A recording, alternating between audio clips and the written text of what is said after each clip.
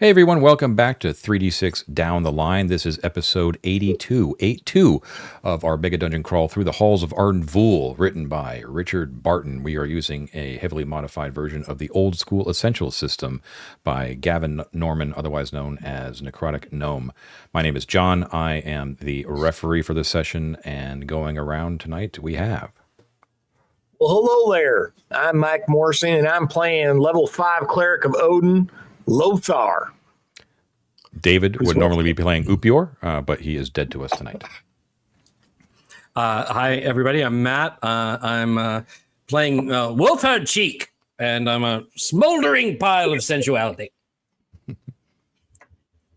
Hi, everybody. My name's Ted, and tonight I'll be playing Mortis J. Gobliano. Need a goblin, I'm your boyo. Don't call the cavalry, call the goblin, that's me. I'm the mapper, undead slapper, keeps the books and counts the golds, getting treasure, never gets old. I got a magic weapon, I'll send you to heaven. Or maybe it's hell, it serves just as well. I got an attack bonus of 7, ain't no beast man, but I'm the goat. I'm the most from head to toe, Reestus. I may be short, but I'm not the leastest. Delving deep with no regrets, what the goblin wants, the goblin gets. Wow. It was a long drive home from camp. Let's just say that. You give Ted a week off, and look what happened. Okay. Oh, Ted. So it is the 11th of Gelenios. It's about 5:20 in the evening. They have recently just ransacked the secret library of Thoth and attempting to find a way out. They actually found their way through a secret door into what appeared to be the librarian's secret chamber as well. Having read some of his diary and his note to Nefret, the mummy that you were unable to defeat and who is now wandering the halls of Arden Vul somewhere, you have discovered that this librarian's name is Hellas. In the room that you are in currently, the corpse of what you can only presume to be Hellas is lying peacefully in a withered, dried state, wearing his robes along in a large bed on the western side of this chamber. However, this chamber is softly lit by a dull, pulsing orange glow from a spherical orb of pure arcanum, which has been set reverently atop a pedestal along the north side. Although you guys have seen arcanum a few times, you've only seen it in its natural state as large chunks of ore. This one actually appears to have been shaped by sentient hands in a way, so it's actually like a ball of a crystal, not a crystal ball, a ball of glowing arcanum in the north side. And there is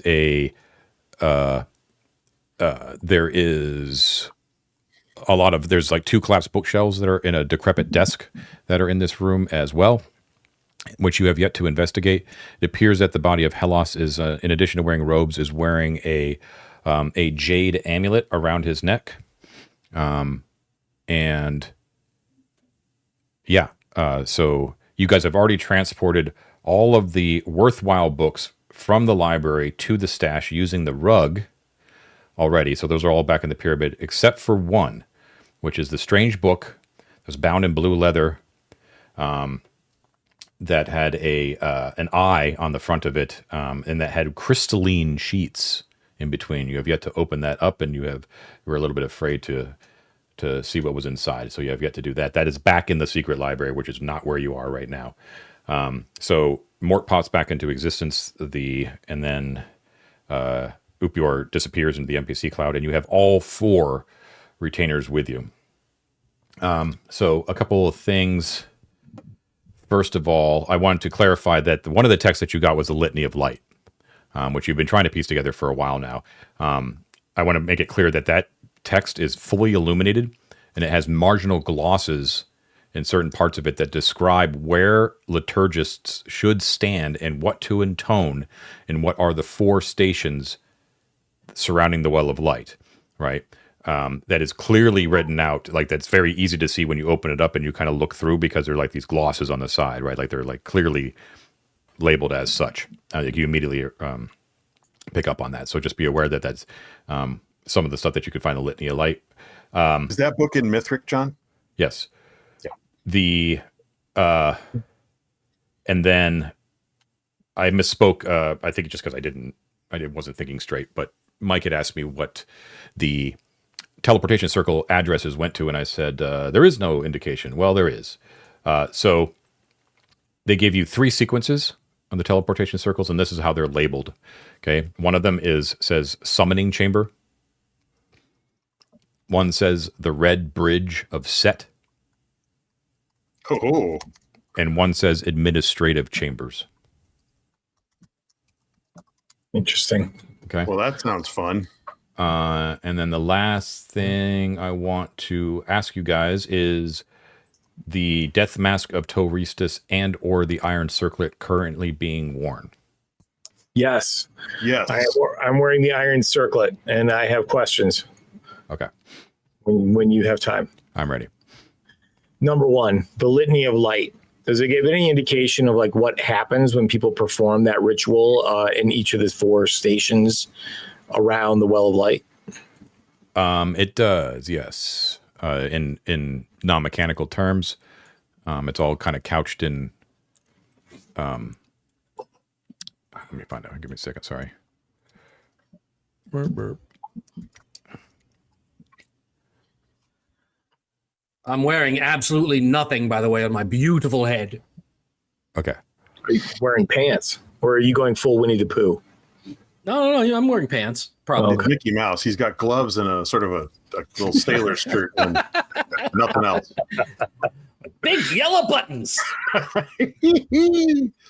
So Coming for us. We're gonna get a cease and desist letter next episode. we'll kind of give you like a little preview of like what a general session of looking through the books will do. We'll just we'll clear out the Litany of Light right now. Okay, so we'll kind of do this.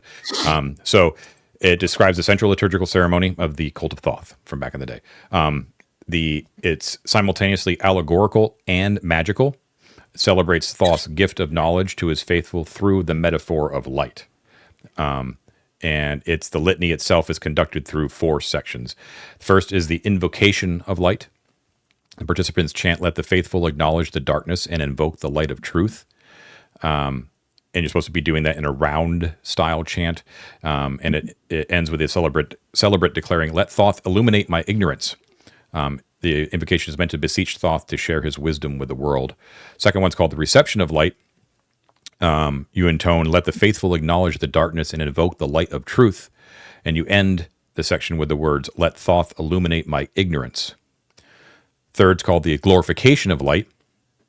And you're supposed to do that to exalt the wisdom that they had received from Thoth. You recite the phrase, "Let the faithful render honor and glory to the light which reveals all." And then you shout at the end, "All glory to the light of knowledge." And then the final section is called the concealing of light.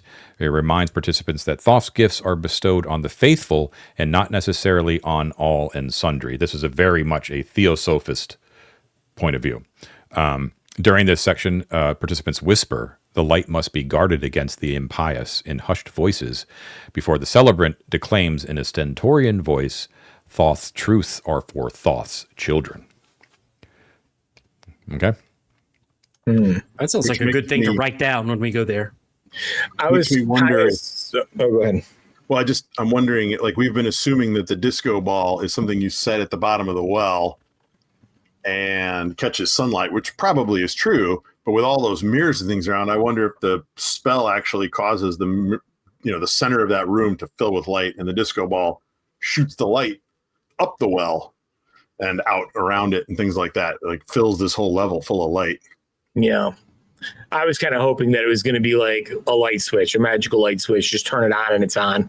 That would be amazing, because the big problem with what our previous thoughts were on the disco ball is that once the sun goes down, the monkeys would come out, right? Like, so, okay. This didn't really answer that question about whether or not it's going to be on all the time. Anyway, cool. So the room you're in now, you have a bed on the west side with the Course of Hellas. On the north side, you have a pedestal with a globe of arcanum. On the east side, you have 2 collapsed bookshelves and a decrepit desk. And you guys have entered in through the south side. You have touched nothing, but you are in the room, and you can see that on the desk there appears to be a book. There appears to be 6 scrolls, parchment scrolls, And yeah, and then there appears to be, just citing things of value, the amulet around his neck. And I think we did use the iron circlet to determine that that Hellas is enchanted, the amulet is enchanted, the scrolls are enchanted, the arcanum is obviously enchanted, and that appears to be it. Right. And it also pinged the existence of the secret door that you went through. Oh, there's also the main door that's very obvious that leads out towards the hallway that you surmise is the one that had the purple glyph that has rebuffed all attempts to get into it so far. Okay. Would you remind me of today's in-game date? The 11th? It's the 11th of Jelenios. It's 5:20 p.m. Thank you. Okay. All right. So just my question is, I know you guys came up with basically a plan over the last week, and I kind of saw some of that, and I'm not going to try and modify it because I was so busy all week. Is there anything you want Mort to be doing in here? So go ahead, Matt. No, I was going to say, so basically the order of operations we have. So, right. So we got to poke around in this room a little bit, but we know that this is incredibly dangerous. Obviously that arcanum seems to be tied to this guy. It was the thing he was studying. So, he's probably tied to it. It was the thing that drove him insane. Right. So what we were thinking, order of operations, right? Number one, make sure we have a way out of here in case, stuff goes crazy. He pops up. We can't control him no matter what we do. And we got to get out of here. So secure an exit first. And then we were going to try before touching the stuff to secure him down to the bed. Right. So that he can't pop up and try to get us. Then it gives us a little bit of leeway, a little bit of time to get out. Now, the way that we were thinking about getting out was using one of the scrolls that we just found of stone shape.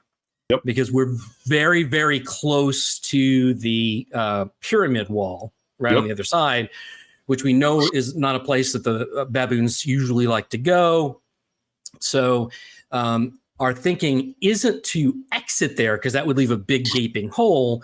We just want to use our stone-shaped scroll to basically make a slot that's big enough for the flat rug to slide through. Right? Because then we use the rug. Follow me here. Follow me. We thought this out. We use the rug to get out to the pyramid where our stash is. Right? But we only have one rug with us. That's right. The other rug is back in the stash. Yeah. So we on the rug where we are now, we say Viator, and we show up back in the other pyramid. We go to the top, do the plunger the right way. We come back here, then we can go over to the slot and pull the rug back to us. So we can all get out of here and then just pull the rug through the slot. So Bob, a slot like at floor level, essentially. Yes. Yeah. And we're just basically shaping shaping in a We tie some twine to the rug and then use get a nail or something so we can get it down the slot, or so we can hook it and bring it back out. Right. It's David's mad genius plan. And at one point, we were talking about 50 dwarves in here making a tunnel. And this just seemed like a better way to do that. I will say, for the record, that I think Matt's paranoia, while does him credit, I don't necessarily think this dude is going to pop up Evil Dead style and be like, I'm going to swallow your souls. Just saying, Matt. He might. And if he does, then having him tied down to the bed is going to be hilarious. And then the other thing is, John, that book with the translucent pages, before we do anything else, let's secure that and get it in there. Is there a reason we left that behind, Matt? No, I think it was just last, and it looked fragile. I think we were just okay. I think it was just procedural. Well, I think, to be honest, I think John was telegraphing a certain amount of use some caution here and don't do anything rash.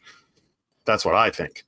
Okay. So whether that's because of its fragility or because it's, alien mindfuck or whatever, weird thing it's got, Because my guess is if we open that up, you're going to see that those crystals are covered in that alien language. That's just my great episode, by the way, guys. I really enjoyed listening to you guys last session. And we're really entertaining, aren't we?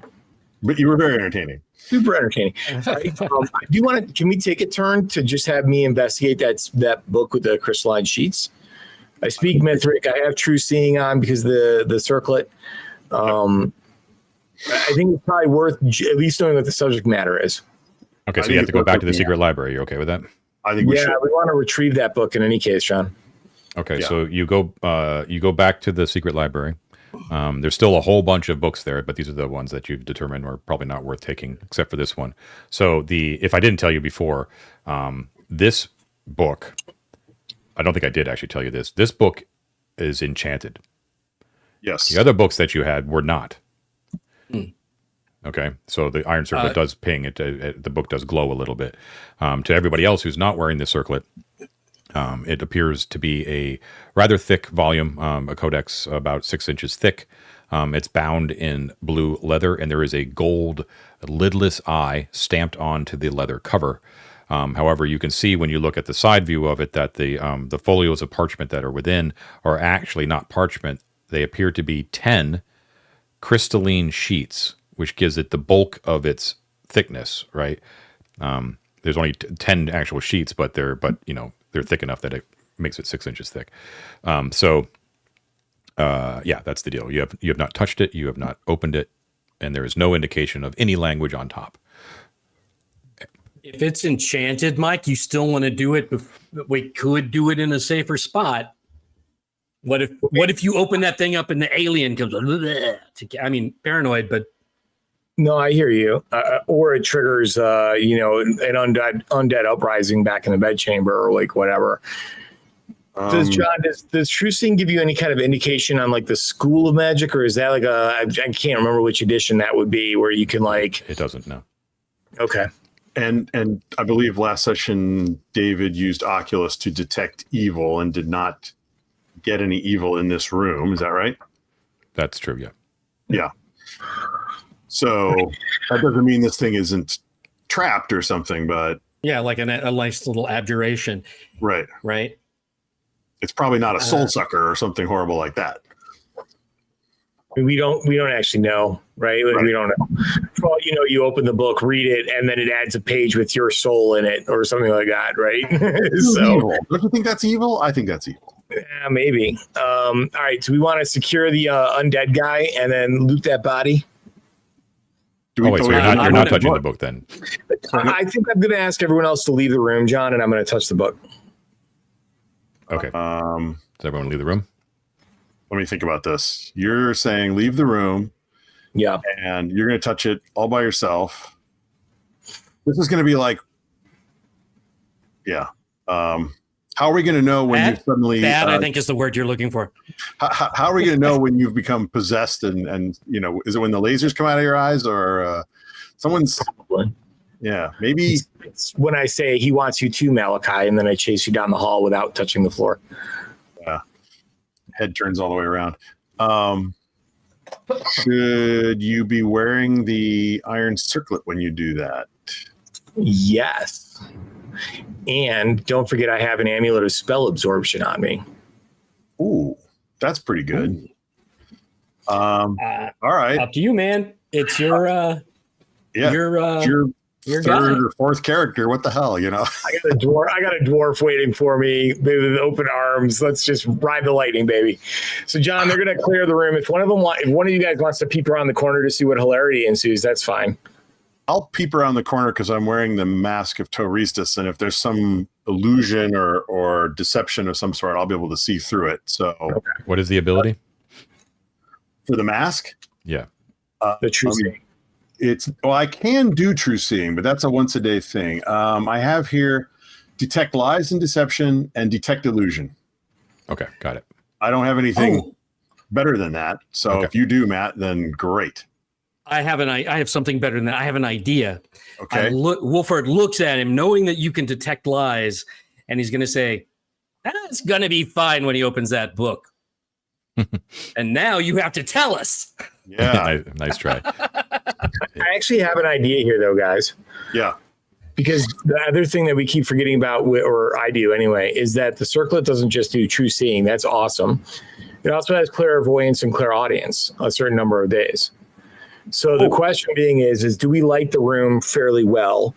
Figure out how way to flip open the book, right? Like maybe a long stick or something like that.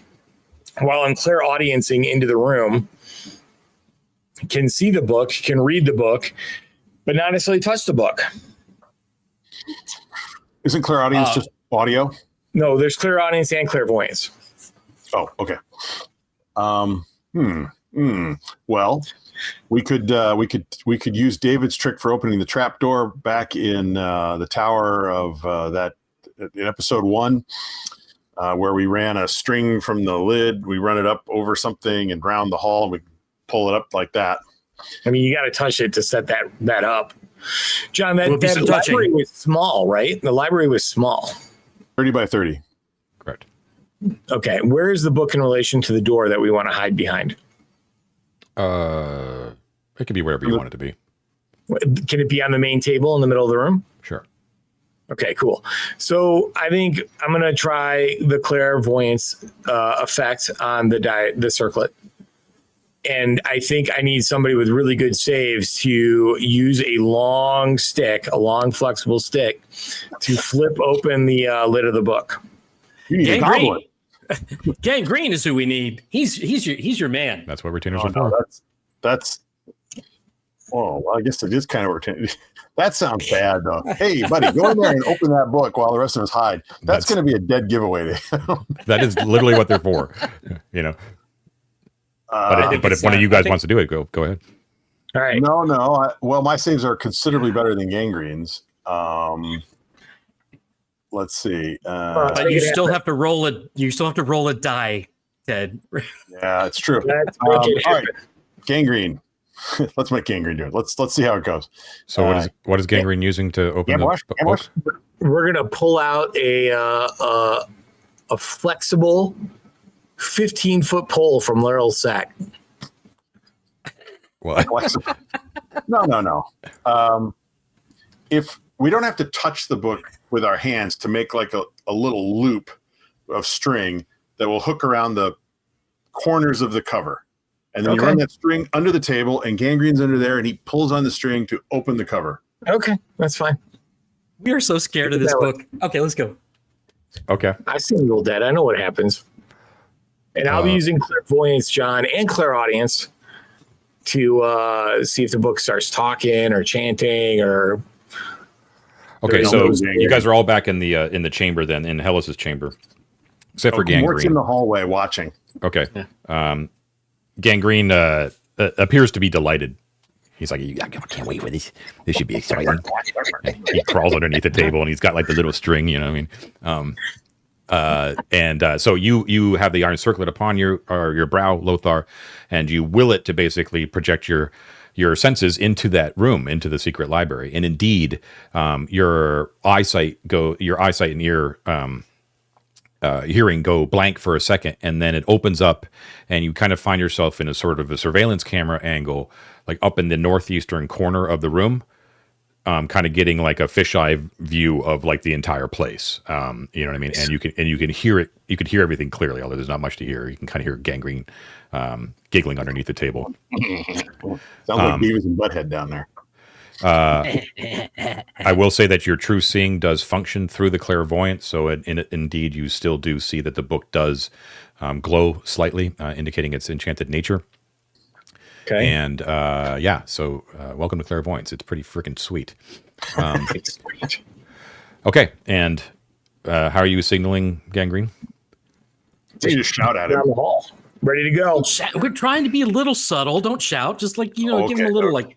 Okay, so he opens. He carefully pulls the thing. The book flips open, and you can see that there is the very first thing you see. First page is actually not crystalline. It was actually a thin piece of parchment that is bound in there. Not bound, but actually it's kind of resting on top of what appears to be the first crystalline sheet. And on top of that piece of parchment, there is a something written in Mythric. You speak Mythric? I happen to read Mythric, John. That is really good. I was actually kind of worried about that with David gone. So it actually says in Mythric, it says, how to use your eyes for better scrying by Pol the Magnificent. Pol is P-O-L. Archmage of Arden Vul. And then below that, in smaller letters, is a description. Says, use the folios within to gain a truer perspective on the goings-on of our fair city. I, Pol, have prepared them in such a way as to delight and inform. Oh, It's a spell book. Or something. no, it's a peeping book. You look in there and it's like they're like video monitors. It might be. Okay. Can someone signal Gangrene to like turn to the next page? Just take the parchment off. He cannot Okay, do that yeah. using the rope.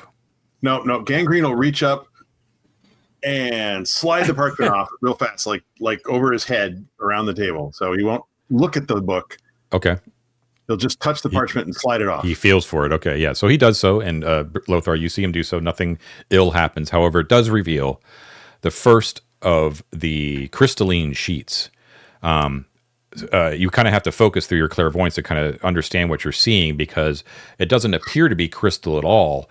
The front-facing part of the sheet itself. What it appears to be is an actual like real life footage of a location.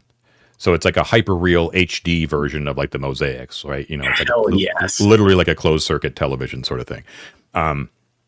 To be clear, though, this is definitely not Rudishva technology. This is magic. Okay, Right. just to be clear, I'm just saying it in modern technology so you can kind of get a picture of it in your mind. And the when you kind of zoom in with your clairvoyance and kind of take a look at what it's actually showing, it shows 2 sarcophagi in a room with a shut door. There are fine vases in the room. There is a puppet theater set up in the room. There is a set of gilded armor and a desk. And what's lighting that? Don't know. Don't ask me such questions. Okay, fine. Magic, Ted. Magic is illuminating it. Dude, this is a total closed. You're right, Matt. It's a total closed circuit camera system. Awesome. Good job. Like 10 different locations. All right. Nothing bad happened. Do you want to just tell Gangrene to flip to the next one? Yeah. Oh, wait. These might be very fragile. Are you sure you don't want to go do it, Mike? Nothing's harmed him yet.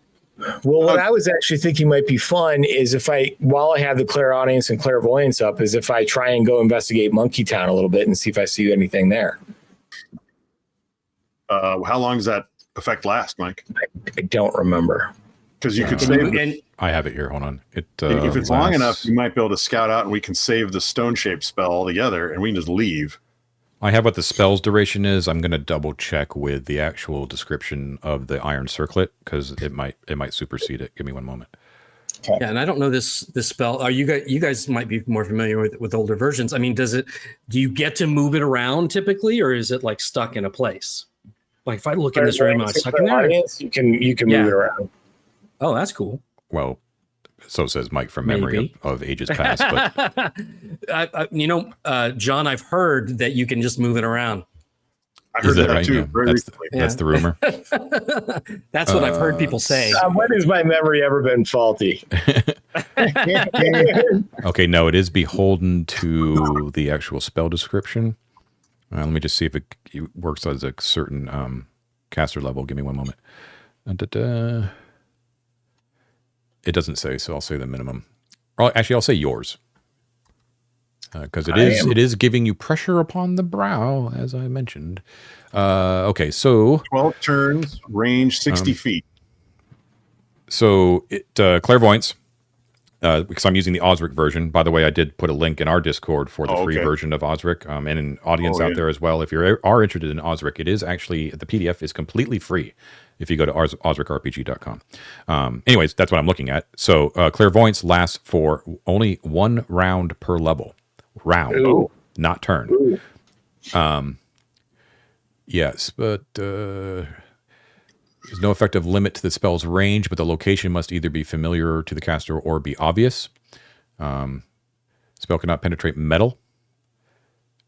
That's kind of key. If the area is not dark, the caster will be able to see as if he or she were standing at the spell's focal point for a normal distance, but in all directions at once. Okay, so yeah, the vision is sort of in your mind's eye. So you can't actually like move about the room, but you do sort of have like this sort of simultaneous magical 360-degree vision around you, right? So you can't actually move. But I can cast it more times per day. You can cast it 3 times per day, I believe is what the description said. Okay. Yeah, 3 times of clairvoyance and 3 times for clairaudience. They do not have to be cast together, obviously. Okay. Okay? Yep. You would be able to cast it even just twice, Mike. There's 2 focal points that would illuminate the entire route from here to the plunger. Yeah. But those levels are not lit. Right. Okay. One thing I wonder, did you guys the stone shaped plan is very good and I like it because it's just so darn clever. But did you consider the invisibility ring scenario? Well, I mean, if we need to go through, we have lots of ways that we can go through. This is just super safe because it leaves this closed. Like one of the things that could complicate it if we try to leave through the door is we will trigger that glyph and then we will be afraid and it's loud. Remember, it says like you can hear it echoey through when it goes off. Oh, I forgot about that. And so when we're leaving, if we go out that door and trigger that glyph, everybody will know and it will draw attention to us, even if we're invisible or, silent or whatever. Yep. Okay. So that makes sense. But, while he's got this up, I mean, looking out there, seeing if Garalad's in his chambers could be valuable, seeing if he's on the Ruby Throne could be valuable. And I think another thing that would be really valuable is, especially if we're limited and need light to be present at the location, is go into that golden room, like the room number 2 on our map that has the yellow walls, right? Because I think that was lit, wasn't it? It's permanently lit. Yeah. Right. So if you look in there, we could make sure that door isn't like barricaded or guarded or whatever. And we at least know that we'd have one way. Yeah. But it just depends on how much, how many places Mike can move around his vision before the spell ends. Well, like John said, you can't actually move it, but you get like a 60-foot radius around it. Oh, okay. Not 60 feet. No, you have a 360-degree vision. Oh, sorry, 360 vision. Yeah. But only to limit your normal vision based on the light. Correct. Okay. Yeah, well, to that end, Matt, it does open the possibility of, if we use that to determine Garalad's position and no one is in his bedroom or even near it, someone stout of heart could make a run and see if we can recover the cloak of Laryl. The shriekers will definitely go off. We can do that. We would need to put silence on that person because that would silence that glyph going off when they leave. You know what I mean? It would silence the shriekers. Could I just back up at like what's going on with the clairvoyance and the book and everything? Nothing particular. What are you doing, Mike? Speculating. We only have 5 turns or 5 rounds, guys, so we might as well use the rest of this. I can't move it again. Have him turn another page and let me look. Okay. Yeah. Let's keep turning pages, John. Keep turning pages. Okay. All right. Except I think in this case, Gangrene's just going to stand up and do them carefully, and I think it's okay if he is exposed, and if he explodes, then so be it. But I think it's probably fine, and I don't want to damage anything. Okay. All right. So Gangrene, you see Gangrene step up, and he peers inquisitively at the book, and he flips over one of the crystalline sheets. You can see clearly that when he flips the sheet, it is rigid. It doesn't bend at all. He has to, flip it over, and the sheet itself is about a 1/4 inch thick. So it's very thin, and he very carefully puts to the next page, and his eyes go wide as he see what's on the next one. And he goes, whoa. And it doesn't seem to be anywhere near as exciting as the one that or as filled with stuff as the one that you're in. that you saw first. This one looks to be a stone chamber about 20 feet by 20 feet with rough-hewn walls. No exits are visible, and the vantage point at which you seem to be viewing this chamber appears to be slightly raised in the center of the room. Not ringing a bell, guys. Ringing a bell for you? Bottom of a shaft, perhaps, a cellar, a pit. We're looking down into it. I don't recognize it. Okay, next page. And like John, like you would tell us if he would see something on the walls or anything like that, right? Yeah. Okay. The next one you flip over, this one shows a chamber with a door, several chests, and there are frescoes on the wall of legionnaires and an archon. And there are several piles of treasures scattered throughout the room. Ooh.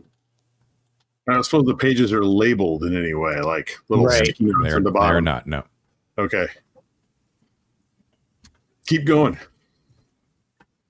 Okay. Ooh, I wonder if that's that that treasure trove that we never went into on that trial of Arden level. Remember, I mean, David was dying to go like up and around the corner. That little room. I wonder. How big was Anyway, that chamber in view number 3, John? I'm not able to tell. Okay. The next one shows this is the sheet number 4. Mm-hmm. This shows a room in which sits a sarcophagus with wood planks for a lid. No. Like rough wood, like somebody half-assed it. It looks relatively well built, but yeah, not the proper sort of lid for a sarcophagus like this. Okay. Huh. Why would he need to be scrying on these sarcophagi? Well, you're making the assumption that these rooms were all tombs back when they were created. That's what I'm thinking. These are somebody's bedrooms or something. Right. That's still weird. Is like with sarcophagi, it seems like they've been placed in places on purpose, right? Like of significance and on purpose, not just like. Yeah, but remember Hellas's message to Neferet. He was like, "Your new chambers," right? So meaning that's where she was living, behind that secret door. That was her house. But then they turned it into her tomb. That's what I'm Okay. thinking. All right, room Seems 5. weird. Or location 5, page 5. Okay, sheet number 5 is actually the first one with movement in it. Oh, Okay. This you can easily tell is the nave of a large temple with a large statue of ibis-headed Thoth in the apse. You know that this is not any place that you've been to yet. In front of the statue is a red settee on which lounges a large humanoid, you're not really sure, a large, but large, like big dude, a large figure in orange robes and holding a white ibis-headed wand. And he is surrounded by gaunt, sickly-looking, wan-faced human attendants in sort of tattered robes. Do they look like undead? No, but they don't look healthy. But they look to be looking at the person on the settee with utter devotion and apprehension. And the person wearing the orange robes on the settee, holding the wand, looks like every inch like the decadent emperor sort of vibe. You know what I mean? You guys think that might be Kerbal Khan? With his attendants that are giving him blood? Ah. in orange robes. He doesn't look like he's dressed like an actual priest of Thoth, right? He does, yeah. He does. Those orange robes are definitely indicative of Okay. high priest. I don't think audio, Khan would right? be wearing those. Go ahead, Mike. There's no audio, right, John? No, there is not. No. I thought you were doing clairaudience. No, but I mean through the book. Oh, right. Is there a headphone jack in the book, John? Yeah, is there any way to zoom or to focus in? If I focus on the face of the individual on the settee? Yeah, pinch and zoom. Yeah. You're not there. tell You're not there. It's Gangrene. gangrene. Gangrene will try a pinch and zoom on the screen. Nothing Just happens. go in the room, man. Just go in the room. Well, this is the end of that would be 5 rounds. That's the end of the scrying anyway. Yeah, they probably would be over by then. But gangrene is still in there, and you can shout to him if you want. No, I'm just going to go into the room and inspect the book. You're going Go in? on in, Mike. Yeah. Yeah. Just Lothar, though, right? Yeah. Yeah. Okay. You tell Gangrene to leave? No. Okay. Well, we're halfway through here, boss. Looked at 5. There must be 5 more. I want to see if I can manipulate it, John, if I can zoom or anything like that. You cannot. Okay. If I get my face real close to the screen, can I get a bead on that guy at all? It doesn't seem to get any clearer. I mean, but you know, Okay. yeah. But he have fangs? He does not have fangs. No. Damn it. Yeah. When you It's tough to actually- tell because it's like from a distance. You know what I mean? But from what you're seeing, which is clear, you know what I mean. But it's you can't zoom in. He looks to be like just a large. You know, a large big bone, not like fat, but just like big, a big dude. You know what I mean? Dude. Yeah. And when you touched the screen to pinch and zoom thing, you felt the crystal, right? He didn't like fall in or pass Nope. through or anything. You know, it feels just like a ultra. Feels like touching an iPad screen, right? Right. Okay. Yeah. All right, next page. Number 6. Carefully flip it over. You marvel at the construction that this would have taken, the genius. Looking at fragility, it opens up and you see here that you're looking at a chamber that has 4 day beds with silk sheets, silk pillows, thick carpets, and numerous small tables that are all packed with treasure. There are 2 statues of glaive-wielding demon warriors that are standing guard, and there are several well-dressed humans moving about. Are they dressed like set priests? Checking. Give me one moment.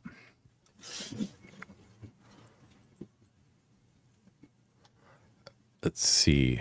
That's super interesting. That was my first thought too, Mike, is that this is some sort of, set harem or something like that. Something, decadent like a Setite would do. We need to institute that "Hello, my name is" name tag policy in throughout Arden Vul. Yeah. Yeah. Your employee badge must be visible at all times. Yeah. Yeah. Or we That get a first guy spell was that causes a little, word bubble above everyone's head with their name and class level and everything in there. No, there's actually, it appears to be 2 people, and they are wearing luxurious multicolored robes, like not like Joseph the Technicolor Dreamcoat, but just like exotic robes. Okay. Flip the page, John.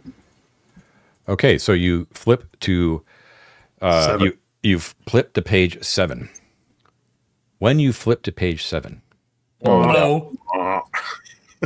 you have a brief instance where your eyes alight upon a blank page before you feel the worst pain that you've ever felt, Brother Lothar, as your 2 eyes are bodily ripped out of their sockets Oh! as blood gushes forth from the 2 sockets in your skull as you let out an involuntary scream of pain and anguish.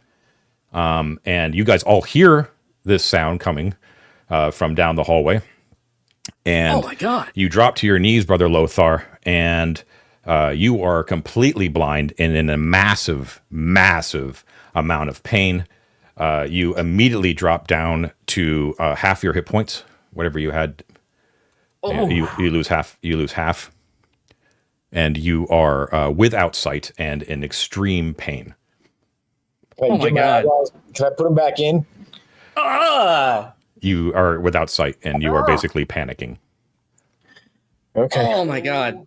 My God. So, okay, first of all, Gangrene was still there. What happens to Gangrene? Gangrene also screams in dismay and horror, and he's like, Bossy! Something's wrong with Brother Lothar. He's holding his head. Come quick. There's blood He's everywhere. gonna not look at the screen and try and flip it to page 8. "Who are you? Are Gangrene is. He doesn't, whatever just happened from that page, he's going to flip past it. you tell So nobody you, else can see it? you yell at Gangrene to do that?" Jay, turn the page. Turn the page. He's like, I'm not fucking touching that Pick up book. my eyeballs, please. Pick up my eyeballs. I don't see him, boss. You hear him like scrambling around on the floor. Boss, what should I do? You need bandages, boss. Guys, come here, quick. Yeah, okay. Yeah, let's rush in the room. Yeah, rush in the room, but not looking at the book. Okay, Covering Lothar's eyes. just on the ground. He is sheeting blood down his face all across the front of him is just a red mess. You see, there's blood pooling on the floor. It is spilled over the top of the book, which is open, and he is wailing in agony, clutching his face. This is actually good news for you, Mike, because now you're twice as wise as Odin, who only lost one eye. Okay, regardless of his wisdom status at the moment, Elizabeth is going to run in and cast Cure Light Wounds on him because this is just horrific. Okay, Horrific. And Mort's going to try and I think Mort will just actually close the book. okay, without looking at it. Yeah. Okay, slam. Book is closed. Nothing happens to you, Mort. I am going to say since the start of the session that 2 turns has passed. Okay. Okay, and Elizabeth is casting Cure Light, so go ahead and roll.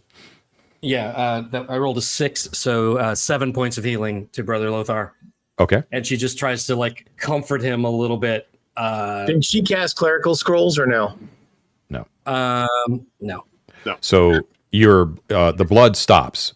The bleeding actually stops. Doesn't clean up the existing blood, but you are no longer like actively bleeding. But the pain is obviously intense. Yeah, you're quite bereft. Oh yeah, I'm gonna go check in my kids. Thanks. That was fun. It is actually the perfect time. This is the time for our first break. So I'll let you ruminate on that little twist for a little while, and we will be right back. Okay, we are back. Bladders empty, beers full, eyes plucked out. What do you do? I Well, now dry that we're done heave playing a little bit. Now that we're done playing Event Horizon for the night, thanks everybody. That was fantastic. Oh, so nasty. I think at this point, discretion is the better part of valor, and we get Mike out of here on the rug. Uh-huh. And it's just a question of whether we want to try and loot that librarian or not. Absolutely. Actually, back up on that. You guys didn't actually loot that room at all, right? Like the stuff on his desk you haven't looked at? Yeah, we wanted to. Scrolls. We took the scrolls, Matt. Not from the desk. No, you haven't touched anything in Hellas's chamber yet. And that's where I was thinking, like, let's just make sure we have a way out, because touching anything in there could wake this guy up. Yeah. Why don't you do the stone shape and rug plan? So that we have a way to get out. Yeah. Yeah. Okay. So this is what I'm going to say for the stone-shaped scroll. So the way that it works is that it is, at least this version of stone-shaped that you found on a scroll was written in an arcane language. So it can only be used by arcane casters. And it is, what I'm going to say is that for purposes of this, Upior is still in the room. And he can cast it. Okay. Just to be on board with following the rules. It is also available to druids, but it's not a druid scroll. So we'll just we'll pop Upior back into existence real quick because I don't want to prevent you guys from using that very cool spell and very cool scroll, because this is exactly the kind of moment where you should be using it. John, if you prefer, Mort could take Mort could take Lothar back through the rug, and Titus could come back and cast that scroll. That's up to you. I am fine with Upior just doing it once off, but if you want Titus with you, you can switch out. Up to you. No, let's do it your way then. That's if you're really fine with it. Yeah, I'm totally let's fine keep with Martin. it. Yeah. Can we evacuate? Can we evacuate though? Lothar, and should I come back with Breggy? So you understand, Mike? Lothar right now is going to be -6 to hit, and he's going to be -4 in all saves and AC. Because you need to be guided, basically, everyone's movement's going to be down like 1 tier from where it would normally be. So you'd be moving at 60. You are in a massive amount of pain, but but the Cure Light Wounds did actually allow you to function as a normal human being as much as you possibly can. So for all intents and purposes, you're just suffering the effects of being blind, not being in pain, right? Right, Matt. Did you roll the damage on that? Because I took like 12 points of damage. You rolled it. Roll the healing. You got 7 points of healing. Oh, okay, cool. So, and I'm not sure. Can clerics he cast spells if he can't see? Yeah, can I? That's a good question. Maybe it depends on what the spell is. Yeah, I would say like the most of them probably you can't. I mean, I think it's sort of like if a target is like if the target is a creature or something like that, I don't think it would probably be able to be cast properly. But maybe something that has like self. Yeah. If it's an area of effect or something like that, you could probably do sanctuary. It. Yeah. Silence. Yeah, or cast silence on a guy, you touch him. You know what? Let's do my plan. Mort's going to take Lothar back to the pyramid, and he'll send Titus back to cast a spell. I'll run Titus for the rest of the session. And should I take Breggy then? Because Lothar is not going to be very useful.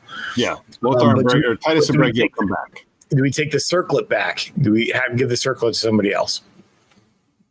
Because it's a really bad idea to leave it in the debouche area with a blind guy. Yeah, that's true. Who are we going to do it? I think you should not leave it with the blind guy. Yes, I think you're right. Well, yes, Matt. Well, I just so we can move the Wolfer to carry it. He's not going to use the damn thing. Doesn't do anything for him. I mean, aesthetically. Right. He doesn't like the looks of it, but he can carry it. He just put it in his pack. Yeah. Okay, so is that the plan? So yes. So okay, all right. So you're not wearing the circlet, is that correct, Wolford? Lothar is just simply handing it to you. Correct. Yeah, he's gonna. Okay. He doesn't even want to touch it. Really, he's just gonna put it in my bag. I'll just carry it. Okay, cool. When you take the thing off your brow, you feel an immediate sense of relief, Lothar. Okay. At least a little bit of a silver lining for your situation you're in. Then we have Mort takes Lothar by the hand. You step onto the carpet and you say Viator, and you transfer to the stash pyramid, right? Right. Okay, you have to exit out the secret door, back to the debouche, tell everyone what's up, switch out with Titus and Breggy, right? Yes. And come back. Okay, so I'm going to say that all of that I'm going to say is probably a turn. Yeah, a few turns. Yeah, I'm going to say 3. 3.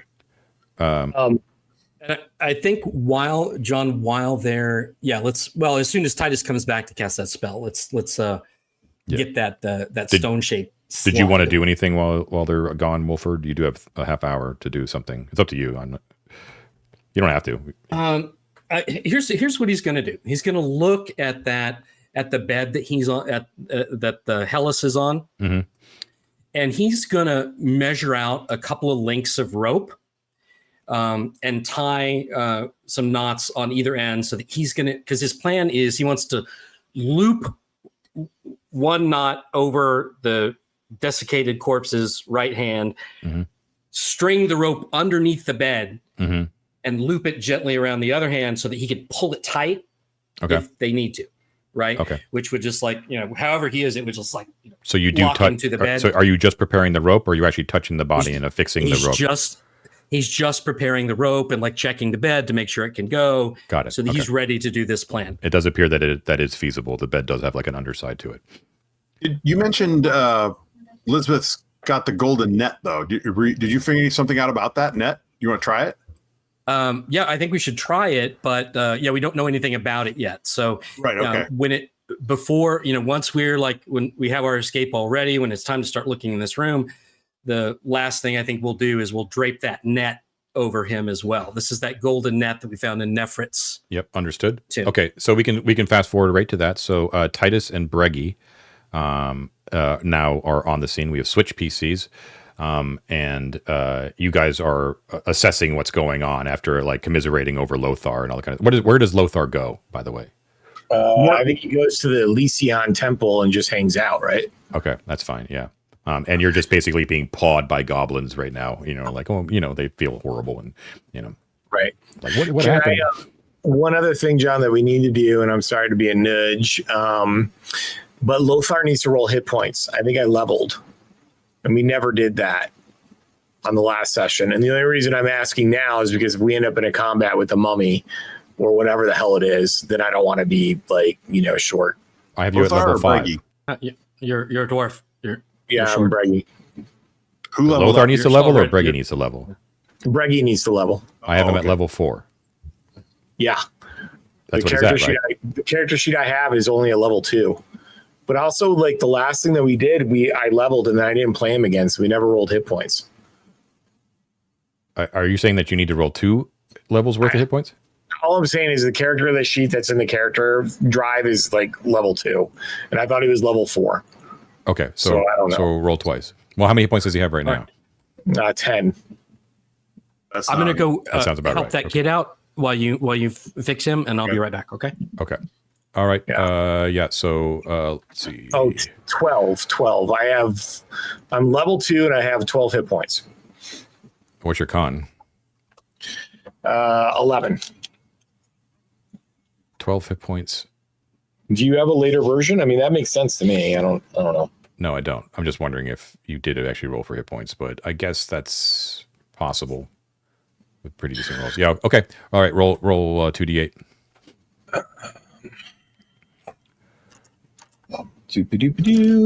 Where are you, little 8-sided? Aha. Okay, so for the first one, 4. So the second one, 6. Awesome. Okay. So 10 more hit points. Okay. It's pretty great. And then you also, at level 4, you actually go up to the next tier. Yep. So you get a +2 bonus to attack, Cool. and your saving throws are the following in order, top to bottom. You ready? Yep. 6, 7, 8, 10, 10. 6, 7, 8, 10, 10. Which is pretty phenomenal. And then your damage die goes up to a d10. 6, 7, 8, 10, 10. Got it. Okay. So Yep. Breggy's kicking some Good ass. to go. Amazing. Okay. Very good. Okay. So Breggy and Titus, the elf and the dwarf, half elf and dwarf, are in the party. Loaded to bear, ready to go. Yep. What happens? Okay, so Titus will take that scroll after Jan Wolford explains the plan. Mhm. And if I understand correctly, if we're looking at the map and we're standing right at the peephole door, the spell is strong enough to penetrate the 10 feet or so from the 5-foot corridor into the southeastern corner of the pyramid. Correct. Yes, it is. Okay. And I can do a slot 3 inches high by Easily. 3 feet wide, or something. You could do enough to actually to actually just move right in. Did you want just a slot, or did you actually want to create a full on entrance? Well, I think Matt's reasoning on maintaining situational discretion between these two zones is a good one. Yes, Matt. Yeah. Mike. We don't need to do a slot that is 8 feet long. No. We can do a hollowed out area, leave like an inch of stone, and then do the slot there, so that we don't even have to shenanigan around with trying to figure out how do we pull the rug through all the rest of that shit. You could literally make a domed area that is Right. Also, I'm wondering, like, how specific does it mean? Like, can we build a secret door with stone shape? I don't know how granular it lets you. It's really granular. Like it actually just says in the spell description that you can actually create like sculptures. Like if you wanted to, create a work of art out of stone, you could use the spell to do that. So you can't create like a door because that requires like mechanisms. You know what I mean? But sure.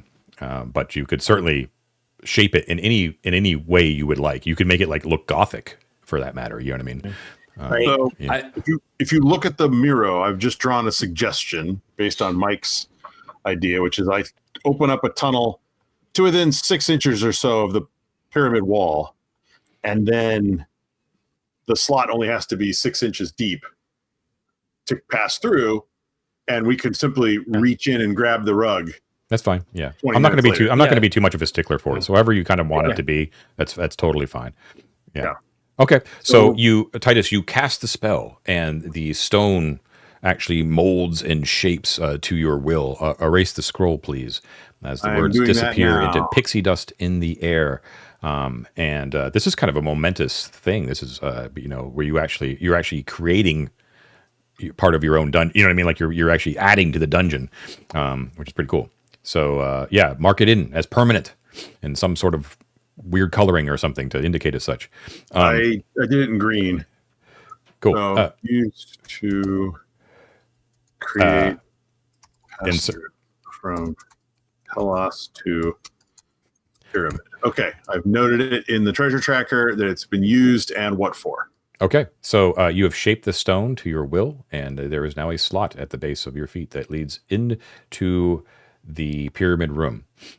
You a little bit. You could. Well, actually, it doesn't. It actually doesn't come. The green mist does not exit out through that slot, but you can see it through there. Okay. So, okay, now the next thing to do then would be let's not put the rug down right there yet in case someone comes along into that pyramid and sees fringe sticking out or something. But you guys want to go and hit Hellas's room again? Yeah. So if we have all we need really is just on either corner of it, just some twine tied, and the edges, so that somebody can just reach the edges through the slot and yank it through. So we should be good. You don't even need twine probably because the slot's only 6 inches deep. You can just reach in and grab it. You can. Okay. Yeah. That's well, I fine. mean, that's fine. Yeah, Okay. it So we're doesn't good. matter. Yeah. I also want to make it clear too. You guys were aware of this last time, but just so you don't forget, a lot of time has elapsed since the start of the session. When you first popped into this room via the fire portal, you were under the impression that you were going to be facing Nefrit because you had surmised that she might come after this secret library of post haste. Yet she has not. So if you're at all worried that tarrying here for too long, maybe pushing it, then you should get your asses in gear. Yes. Okay. That sounds like telegraphing to me. All right. Okay. What time is it now, John? Then It is 6:10. 6:10. Thank you. All right. Okay. So let's get like everybody close to the rug so that they can get out of here fast if we need to.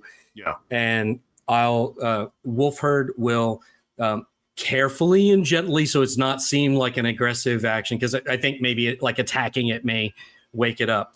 So if you guys can have weapons ready in case it jumps up, he will take his rope, cut to length with the 2 loops, and he'll gently loop the end of one rope around one wrist, and he's going to slide it under the bed and loop it around the other wrist. Okay, so his arms are sort of in a pose like this.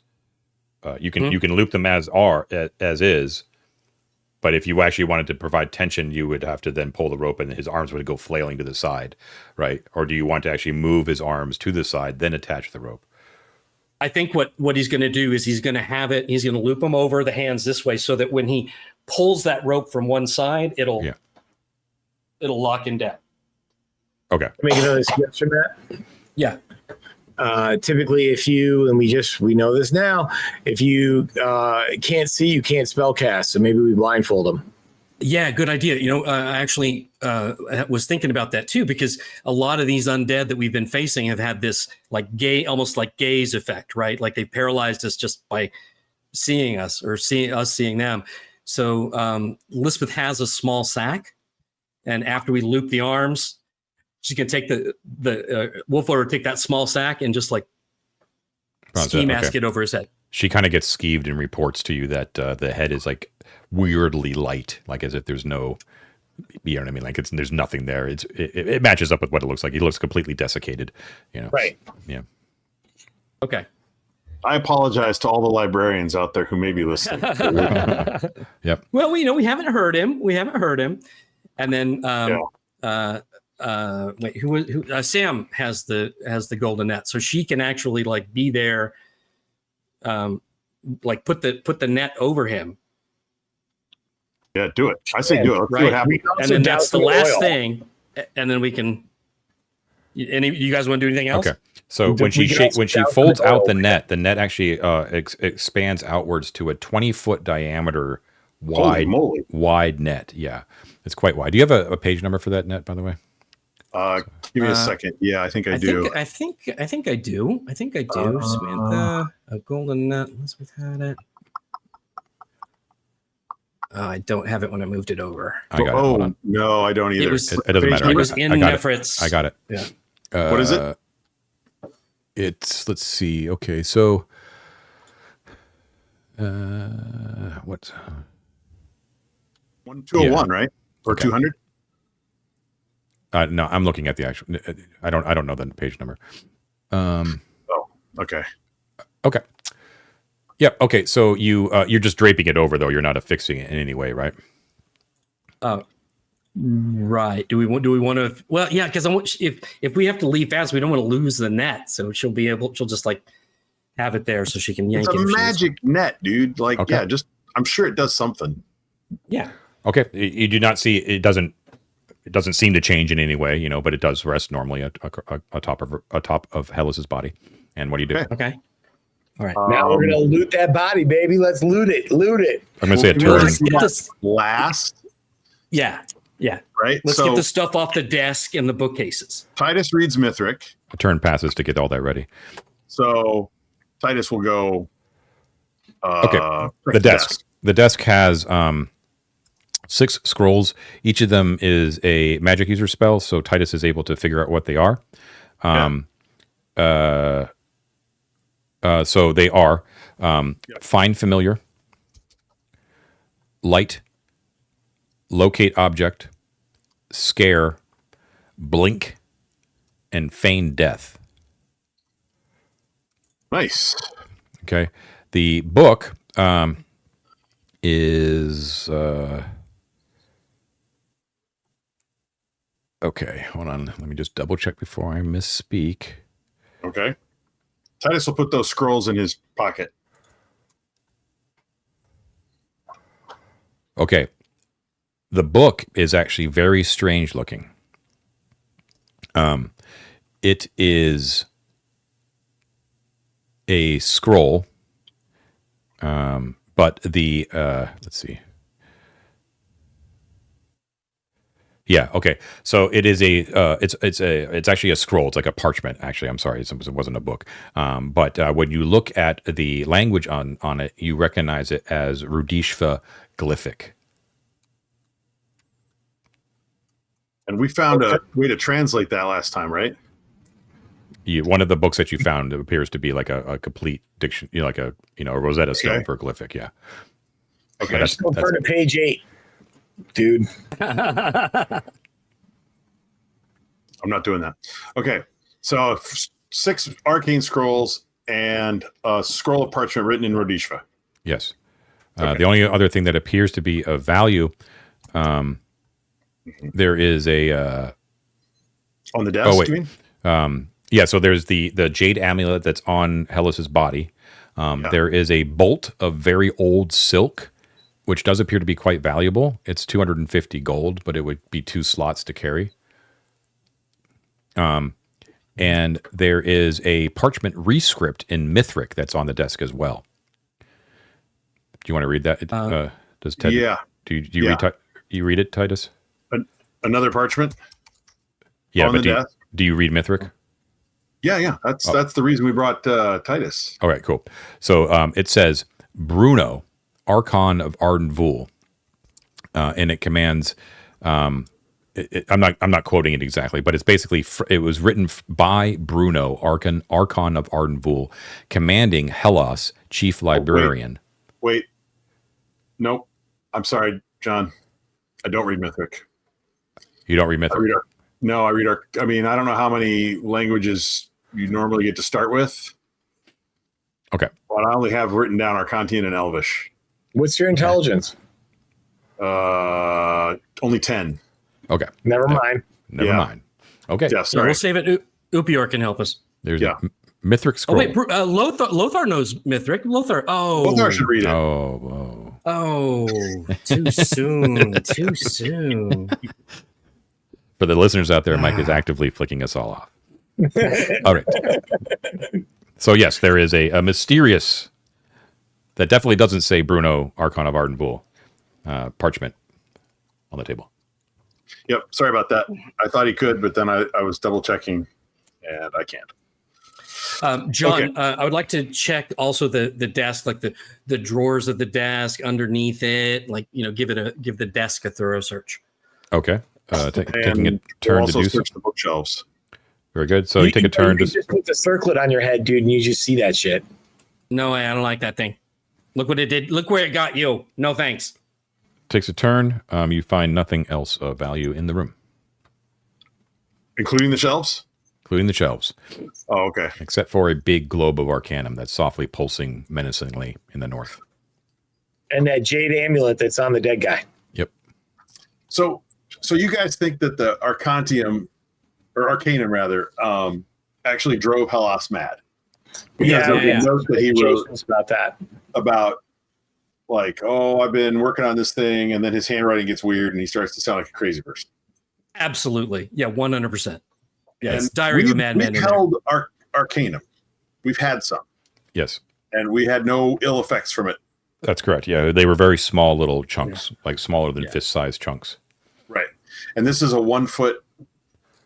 What I gathered from your description was that it's not only large, but it's been polished and possibly even refined. Yes, correct. Yeah. So it's like a swirling amber orb, quite beautiful, 1 foot in diameter. So picture like a Tai Chi ball, right? Yeah. you know. Now, presumably, Arcanum of this size and scale has the same powers and abilities that small pieces have, only more so. Oh yeah, like actually, recharging magic items and things like that. Speaking of which, Titus, Yeah. I wasn't prepared for you to be here tonight.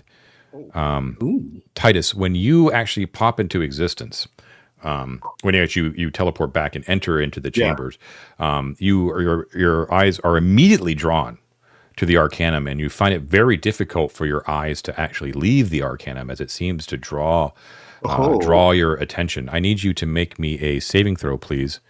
Versus spells, I think. Let me check. So who wants Versus to see eyeballs eyeballs popping out?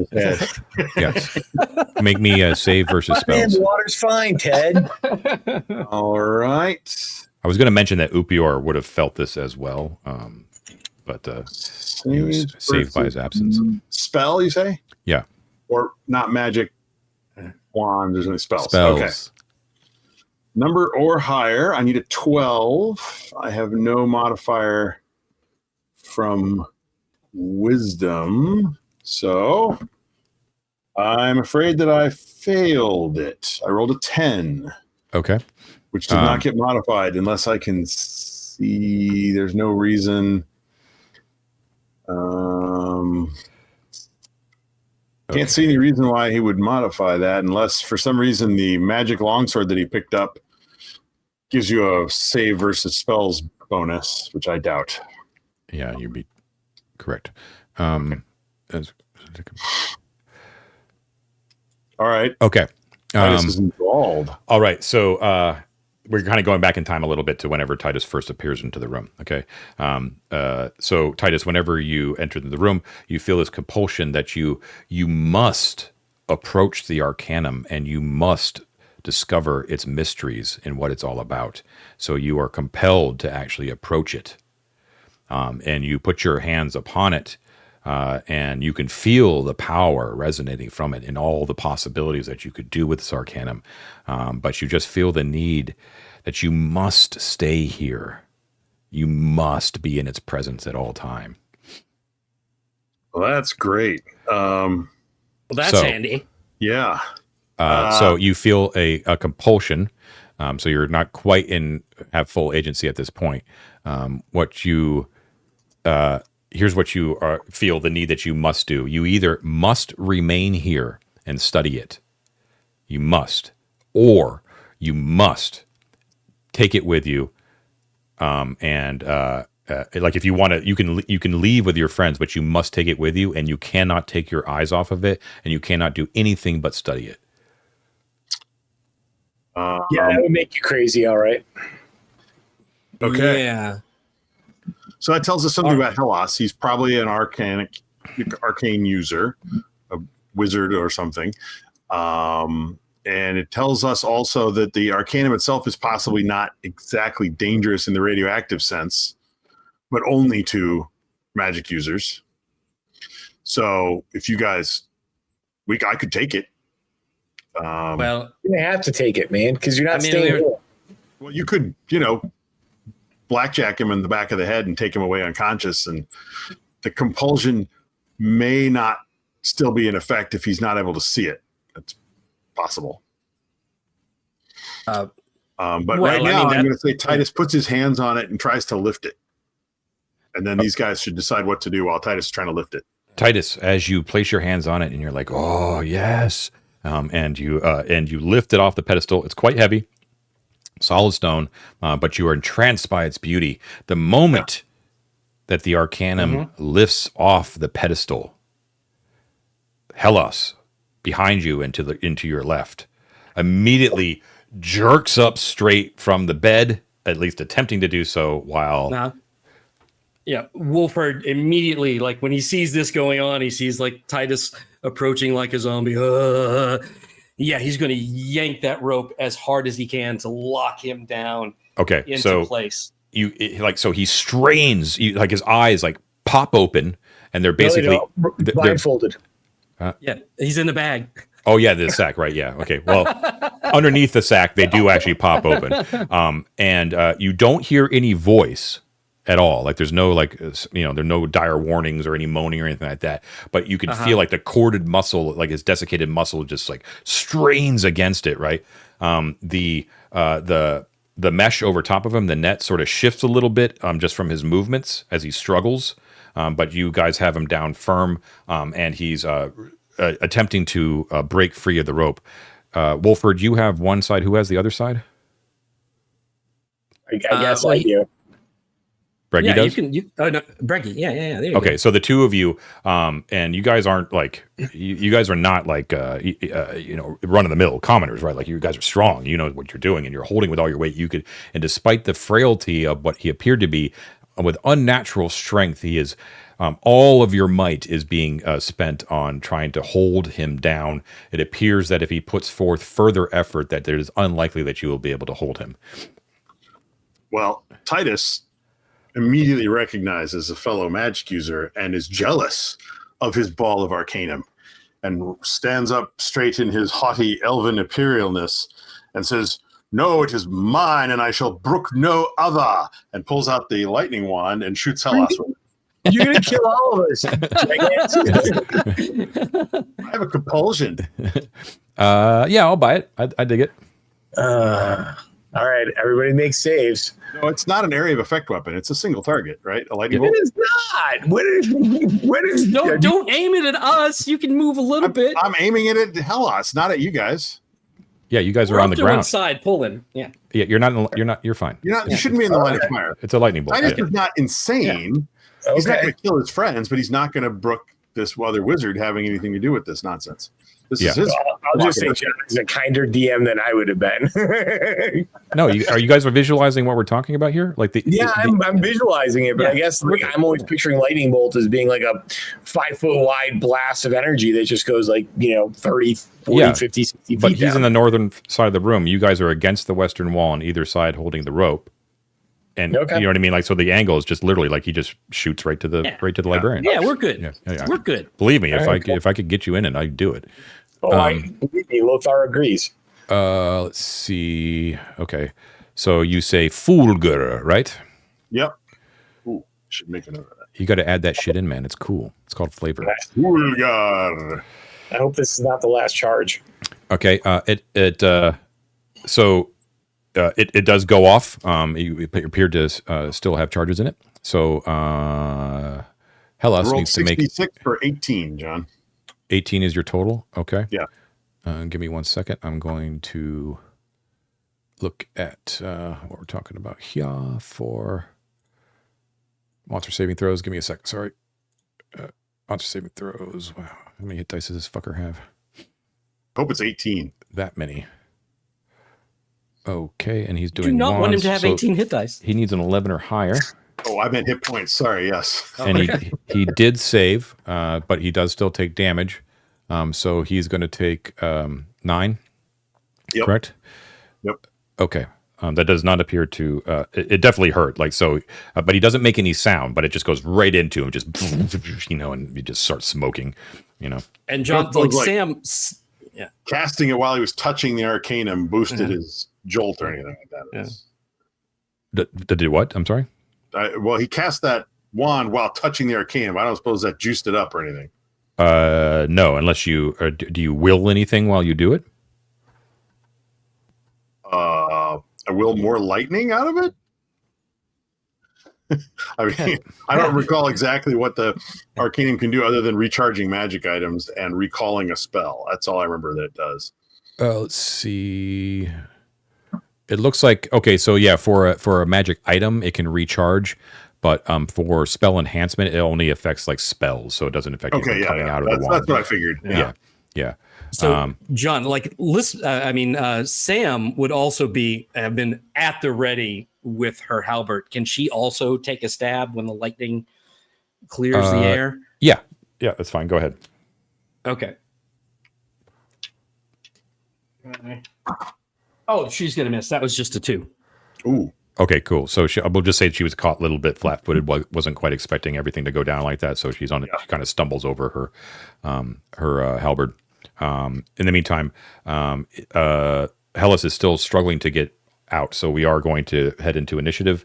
Okay. So I'll roll it. Hellas is not going to declare anything. Does anyone else want to declare spells? No spells? Okay. Spells? You don't have to say what. You just tell me you are going to cast a spell.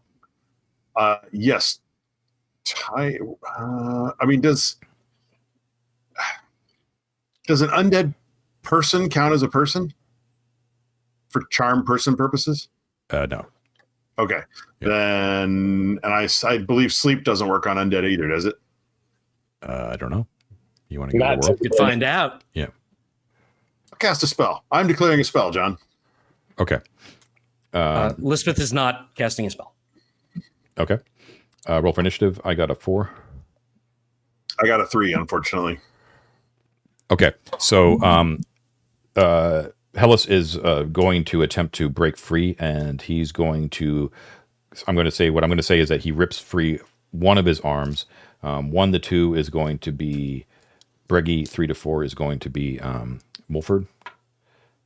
Okay, so Wolford, he rips the rope out of your hand basically, and that rope kind of goes flying away from your ability to grab it from where you are at. Okay, but he is still being held down on the other end, but that allows him to basically thrash. Like take his arm and try to yank that one. So he's got even more strength now to attempt to break out of the other one. But that's his action for the round. The net's not doing anything. The net is not doing anything. It is entangling him. So he appears he's still on the bed. He hasn't stood up or anything like that. So he's thrashing around, trying to get his hand over to his other hand to rip that rope away. Okay. And fiercely trying to get the net off of him as well. The net does not appear to be doing anything magically, but it does appear to be effective as a net, right? Okay. Okay. What if there's a command word we need or something like that? What I am going to say is that he's not able to defend himself as he normally would be able to. So I'm going to decrease his AC for now. It's the bottom of the round. So for your purposes right now, his AC is going to be.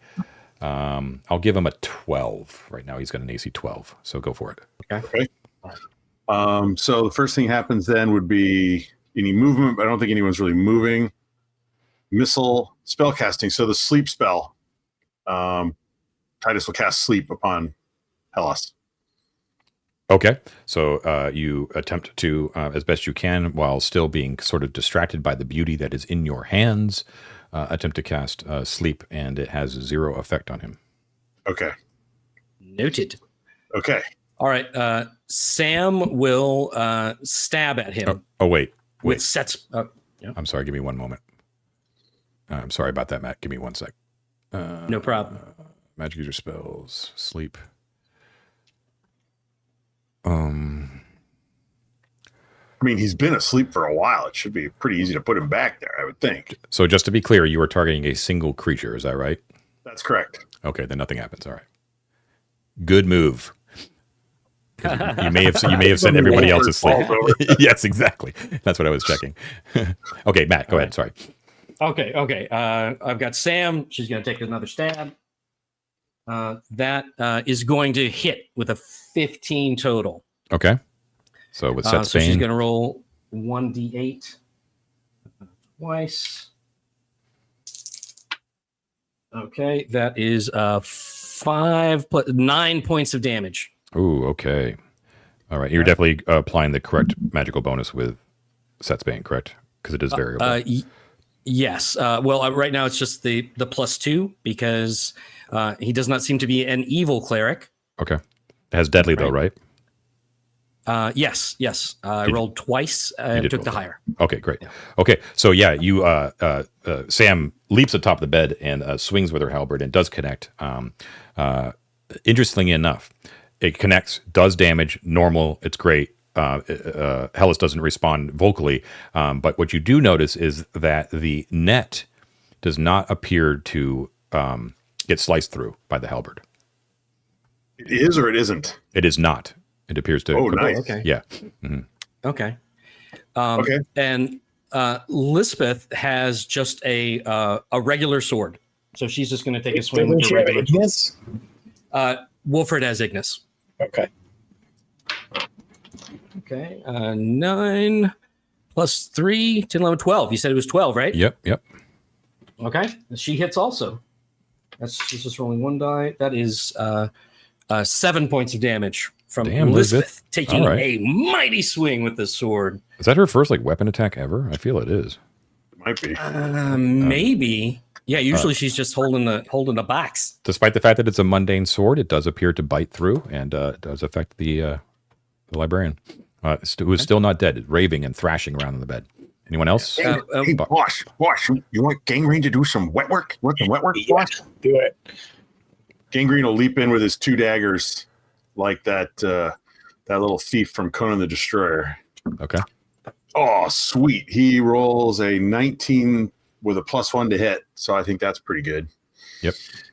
And he will stab this whole thing Gangrene's not very good at this. He does 2 points of damage. 2, okay. Nice. It does affect. It's not down. It's Hellas is looking pretty chopped up, though. I'm going to say at this point, because there are 3 combatants in melee on top of the bed with him, that is all that can attack Hellas now in melee. Okay, so Sam, Barrios. Elizabeth, and Gangrene. Yeah, correct. Barrios is, I believe, the one that has not done anything yet this round. Barrios is not done. And Breggy, but Breggy's going to continue to hold the rope. Well, I assume so, yeah. And John, so is the rope recoverable by Wolford? Because if it's not, he's going to draw his weapons. You can move to recover it if you want. You might as well, Matt, because you can't get into melee because there's too many people. Yeah, Wolford's going to make a dive for that rope. He's going to watch his opportunity and dive on the ground trying to grab that rope and pull it tight. Yeah, so why don't we do this? I want you to roll all of your hit dice, and I'm going to roll his hit dice and add them together. So you are a 4th level fighter, so you're going to roll 4d8, Wolford. 4d8. And then add up that total and tell me how much you get. And am I doing that too for holding the other arm? No, this is just in order to restrain his other arm. Got it. I like it. It's a good mechanic. 23. Nice. I got a 15. So you are able to easily yank his. So he basically, you can see Wolford dives for the rope, yanks it back, and as the thing's thrashing around, you can see it just it gets basically filleted open again, right? Just flat, it's flat against the thing as all the retainers are basically on top of him on the bed, hacking at him. That's right. And It's still the got only sack thing over his older head, than too. me. Yeah. Only thing older than me, and it's going to hurt for it. Okay. What I'm going to say now is that he is very, very low on hit points right now, and I'm going to say that because he's restrained, that the retainers are basically going to be able to finish him off with pretty short work. So yeah, they just start hacking at him as once you're able to restrain him again, and he finally goes limp. Okay. Hey, Yeah. So, Titus, I gave you a little bit of the benefit of the doubt there with your actions that you'll be able to do, but I want to make it very clear that you are basically at this point unable to perform any actions except to sort of move around, talk, and study the Arcanum globe. But almost all of your talk and conversation must be about Arcanum, like because your mind is so focused. Like you're not really able to retain any information. You know what I mean? So I have some questions about that. First of all, John, I would like to ask whether this is a beautiful orb of the most deepest and alluring beauty, the kind that really draws the eye. And why doesn't the other people understand this? Secondly, I'd like to comment on the amazing power that is inherent in this orb. Yeah. And why don't these other people understand that? Yeah. And it's resentment starts to build, Titus. They are sort of stupid and also ugly. We knew that. Hey. Your mind immediately turns to like, you know who would appreciate this would be Upior. But the moment that you kind of picture Upior, you picture Upior holding the Arcanum. And you're like, I don't know if I like that at all. Yeah. You know, a thing about Upior is that I'm pretty sure he is not resistant to lightning bolts, which is kind of cool.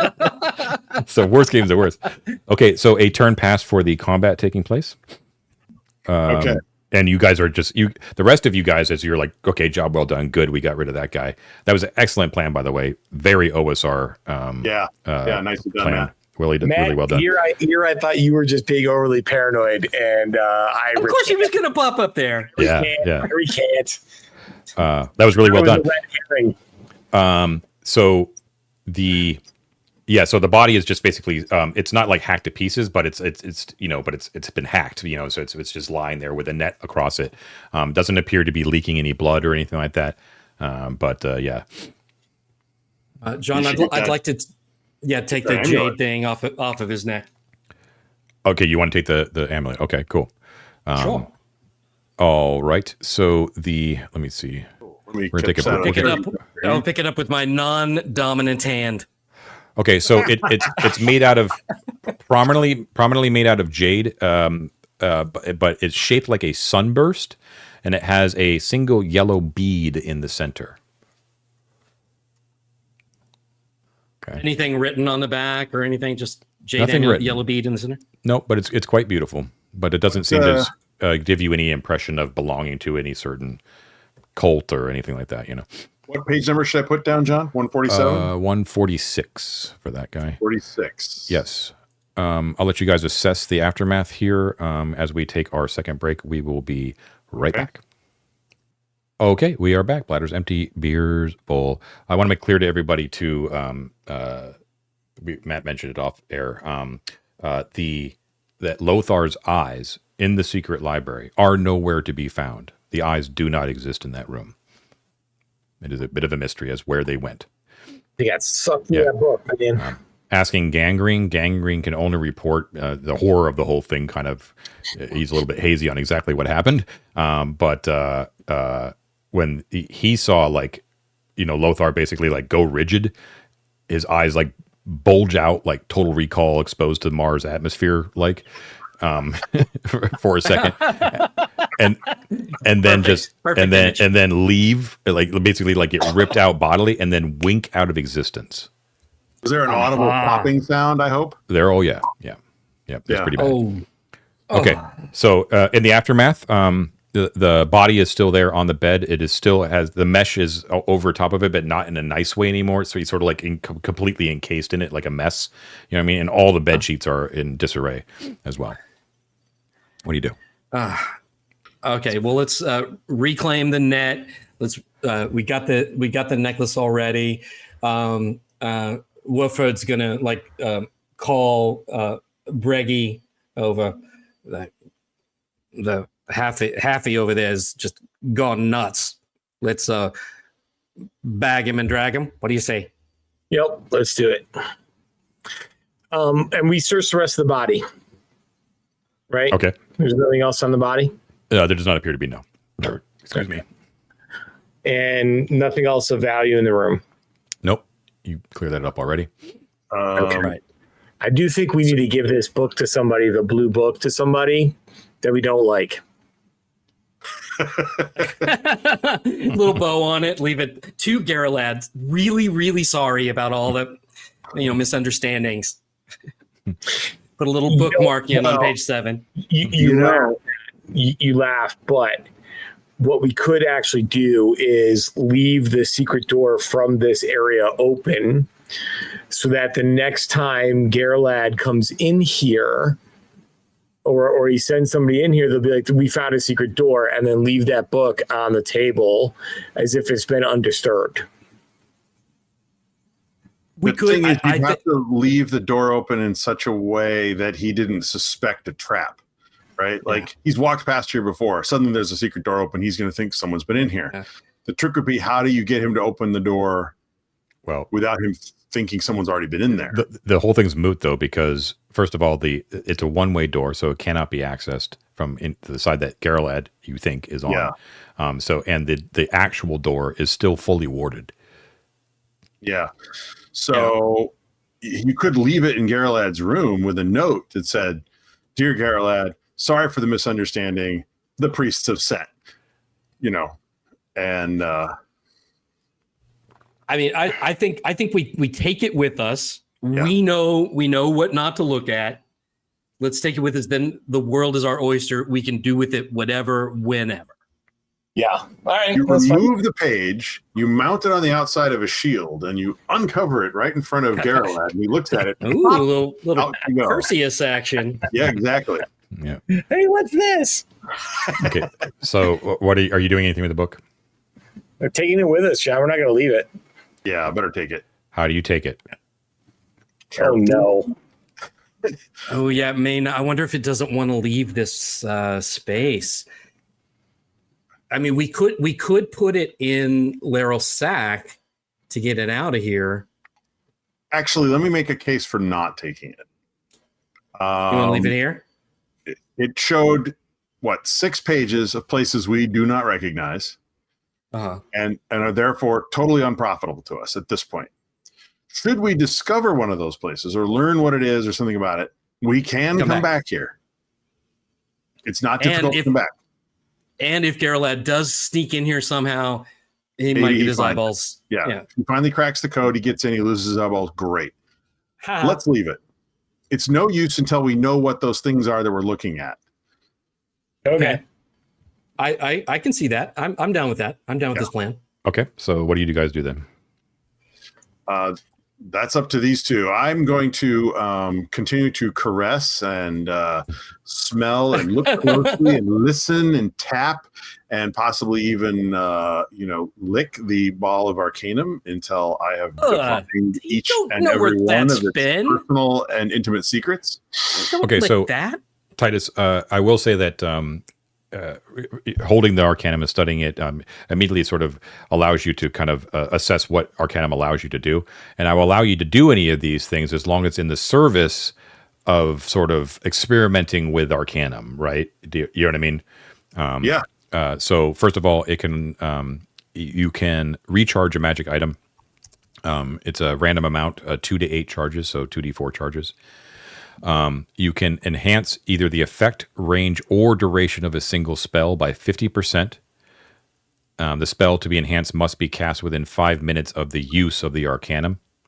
So you could sort of prep it, you know what I mean, and then cast a little bit later, like 5 minutes later. You can recall a cast spell. You can recast one single spell that you have already cast that day. Doesn't matter what level it is. And you can add a one-time bonus of +2 to any roll. Any roll. Doesn't have to be a magic casting roll or anything like that. Can I use the arcanum to make another save to avoid the effects of the arcanum? No. That was a one-time. That was a one-time roll, but nice try. Does he get an idea, John, of how many times he can use this piece of arcanum? Because it's bigger than the other ones that we've seen. Yeah.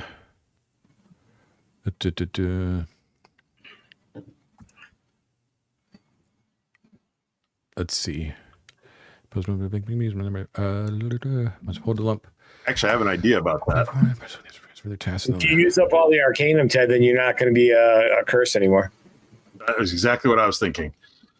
And the question is whether I want to recharge my lightning wand, or Yes. do we have that wand of frost handy? Does anybody still have that around? That got used up. Yeah, right. But could it be recharged? Yeah. I don't think so. I think the thing is when a wand's I don't know. I'm making it up. Previous editions, when you use the last charge of a wand, it's not expended and becomes like mundane. Not to mention, I'm pretty sure David had that and he used it on the giant monkeys right outside of Gerlaz's chambers. Yeah. And we certainly didn't get that back, you know? Oh, that's right. Okay. Yeah. In fact, Don, I'm going to experiment with recharging the lightning wand then. I misspoke. I misread the whole entry on Arcanum, and I apologize. It does not provide any of those benefits. Those are only with the fist-sized chunks. And I believe Onweir, I believe, actually got one of those at one point a long time ago. So it's so you have to sort of break off like a chunk of raw Arcanum, and that has to be sort of small. And that actually doesn't provide any negative side effects at all. It actually is like purely good, which is why Onweir was able to handle it without any rolls or anything like that, right? However, when you're at a large node or the size of the thing that you're looking at, is when you kind of have that compulsion effect, and there may be something happening to you later in time. Let's put it that way. It's going to be fine. So I apologize. I shouldn't have dangled that in front of you. I just misread the entry. No. Does this compulsion effect in any way prohibit me from trying to break it up to study it? I think I'd actually leave that to a roll. I think maybe, you know what I mean? Like, you know, what do you? Yeah. Well, it's obviously too large to be of any use tactically. One cannot carry such a thing around. We know of the uses of its smaller pieces. This really ought to be distributed into smaller pieces. Barrios, your hammer immediately, please. And I don't. Barrios, you know what, Ted? I don't think I'm going to buy it. I think you think it's too beautiful. I think it's if he loves it, yeah. It's like oh shoot, now I can't think of his name. After the battle to defeat Sauron, and he will brook no harm to the ring. Refuses to destroy it. Yeah, okay. John, do we all notice that he seems to be under this weird effect? Yeah, he's definitely not acting normal. Can we slap it out of his hands, tackle him, and then shatter it?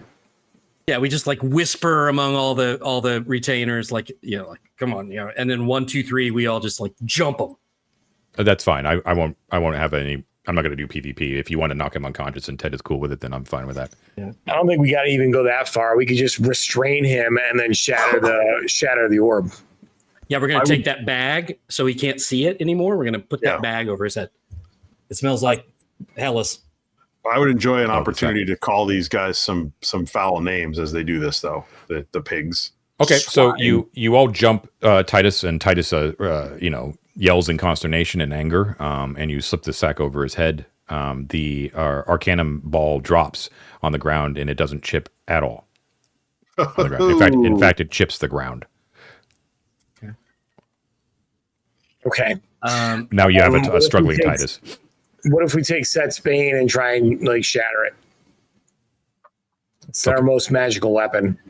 I think for David's, if we can keep this thing, I have an alternative proposal.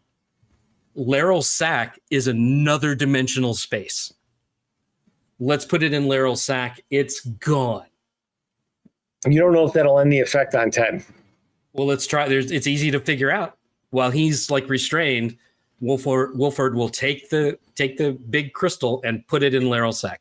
What happens when he lightning bolts you? I'm restrained. Yeah, he's restrained. What are you putting in the sack? The big crystal, so that it's not, near him anymore. Oh, it is in an extra dimensional space. Yeah. Okay. So So you nothing bad happens. It goes right into the bag. Titus, you can immediately. Your mind is kind of clears up a little bit, although now it's kind of replaced with anger about why you're actually being restrained and have a bag over your head, and you're a bit pissed off. So the effect is not gone, but somewhat mitigated, is what you're saying? Basically, yeah. he will start yelling, "Bring it back, you fools! You meddling with secrets you know nothing of!" And you can feel that like there's a change in the way that he's struggling. You know, we don't have to play it out. You know. Yeah. So, anyways, Titus, as they kind of release you, and you kind of pull up, you're out from the sack, and you're kind of looking around angrily. Your first thought is, "Where is the arcanum?" Right. And It's perfectly safe. Don't worry about it. We got it out of here. So yeah, I'm not following it was John. affecting your brain. Like, am I still under the compulsion? No, you're not technically under the compulsion, but you would naturally be very angry at the fact that your companions took it from you and hid it. So I'm not fully aware that it had a compulsion on me. No, not really. No, it's not like Charm Person when Charm Person wears off. Like, you know what I mean? Right. It still So very what much you're interests saying you, is and you want to know where it is. You know, that whole thing. Yeah, to me, the whole thing seemed perfectly natural, is what you're saying. Correct. Yeah, correct. And that my friends have just beat me up and hidden it, Yes, correct. like the assholes that they are. In your mind, this is like the greatest discovery you've seen so far on the halls of Arden Vul. Like, you know, it's like this is the reason why Arden Vul was created. It must be studied. It belongs in a museum. Blah blah blah. You know. Well, Indiana Jones, of course, he's the expert on these things. Yeah. Yeah. I mean, come on, guys, look at this thing. This was a 1 foot wide diameter ball of purified and refined and shaped arcanum. This is what we've been talking about. This is probably what powers those weird craft. This is why the Rhodesians came here, and you've just beat me up instead of letting me look at it. Explain yourselves, you mortal swine. Okay, well that one kind of stung a little bit, to tell you the truth. I mean, really. No, man, you're absolutely worthless. That thing took over your mind. You couldn't even. You were going to stay here. There's only one way out of here, my friend, and that's like getting on that rug over there and saying the word. You were not going to do it. This was going to be your new home. That thing was your roommate, and you were going to stay here forever and die. Of course I was going to stay here. I wasn't going to die. I had homework to do. Look at it. It's worth studying. It was amazing. You could study it later. Let's just get out of here first. Okay, so let's see. All right, yeah. So what do you do? What do you do next? Ted, you can, you just kind of keep that in the back of your mind. Like there's like there's a chip on your shoulder now, right? Like you're willing to accept it, but you're not. You're very irritated at your companions. Okay, I will choose an appropriate time to inappropriately go back and find the stone later and screw everything up narratively. But for now, exactly. Let's go. Let's all go through the rug, and then do the plunger retrieval rug trick. Okay. I think we're good to do that now. Yeah. Yeah. Okay. So all right. So you exit the chamber, go back into the secret library. No, go back into that space that Titus carved out. Put the rug there. Right. Transport everybody back to our stash. And then one person climbs up the pyramid and does the plunger, goes to Plunger Town, reaches into the slot, grabs the rug, and plunges back to the stash.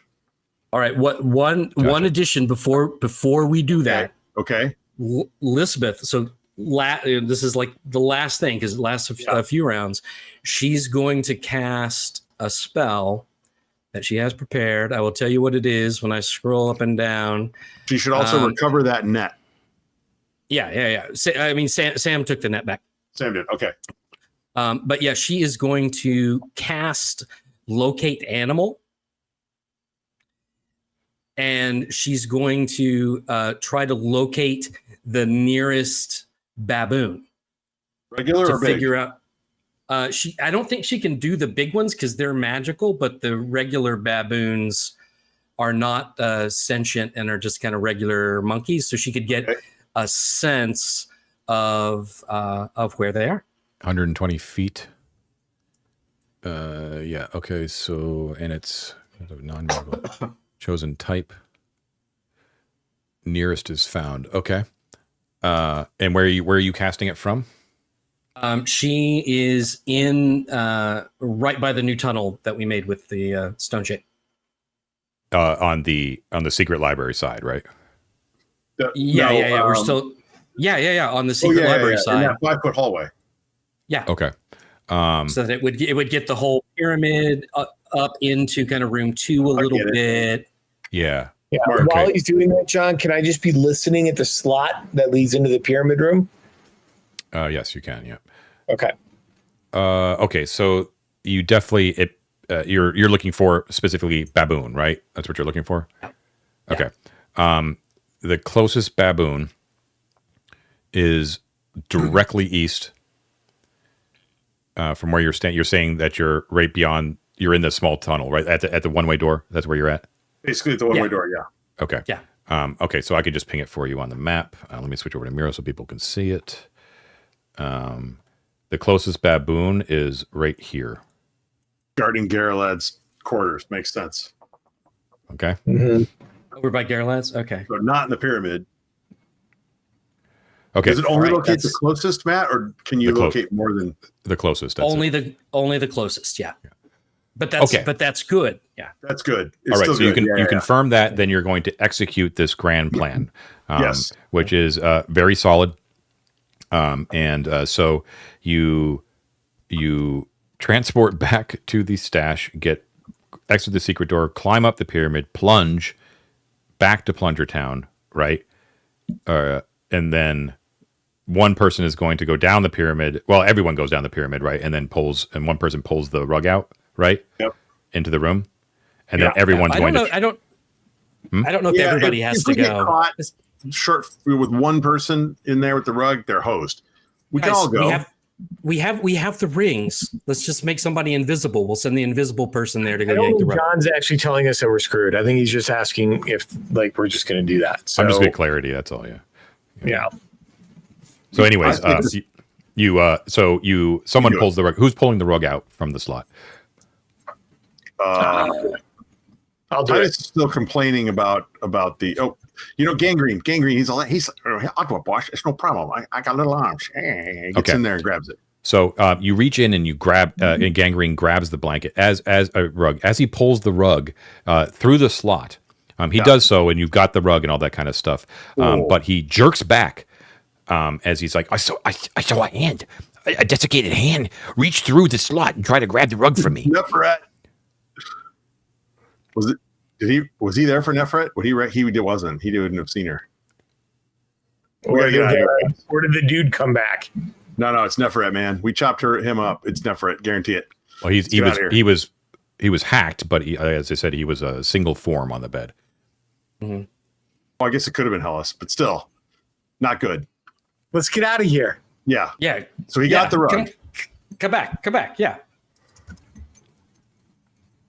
Okay. And you do what?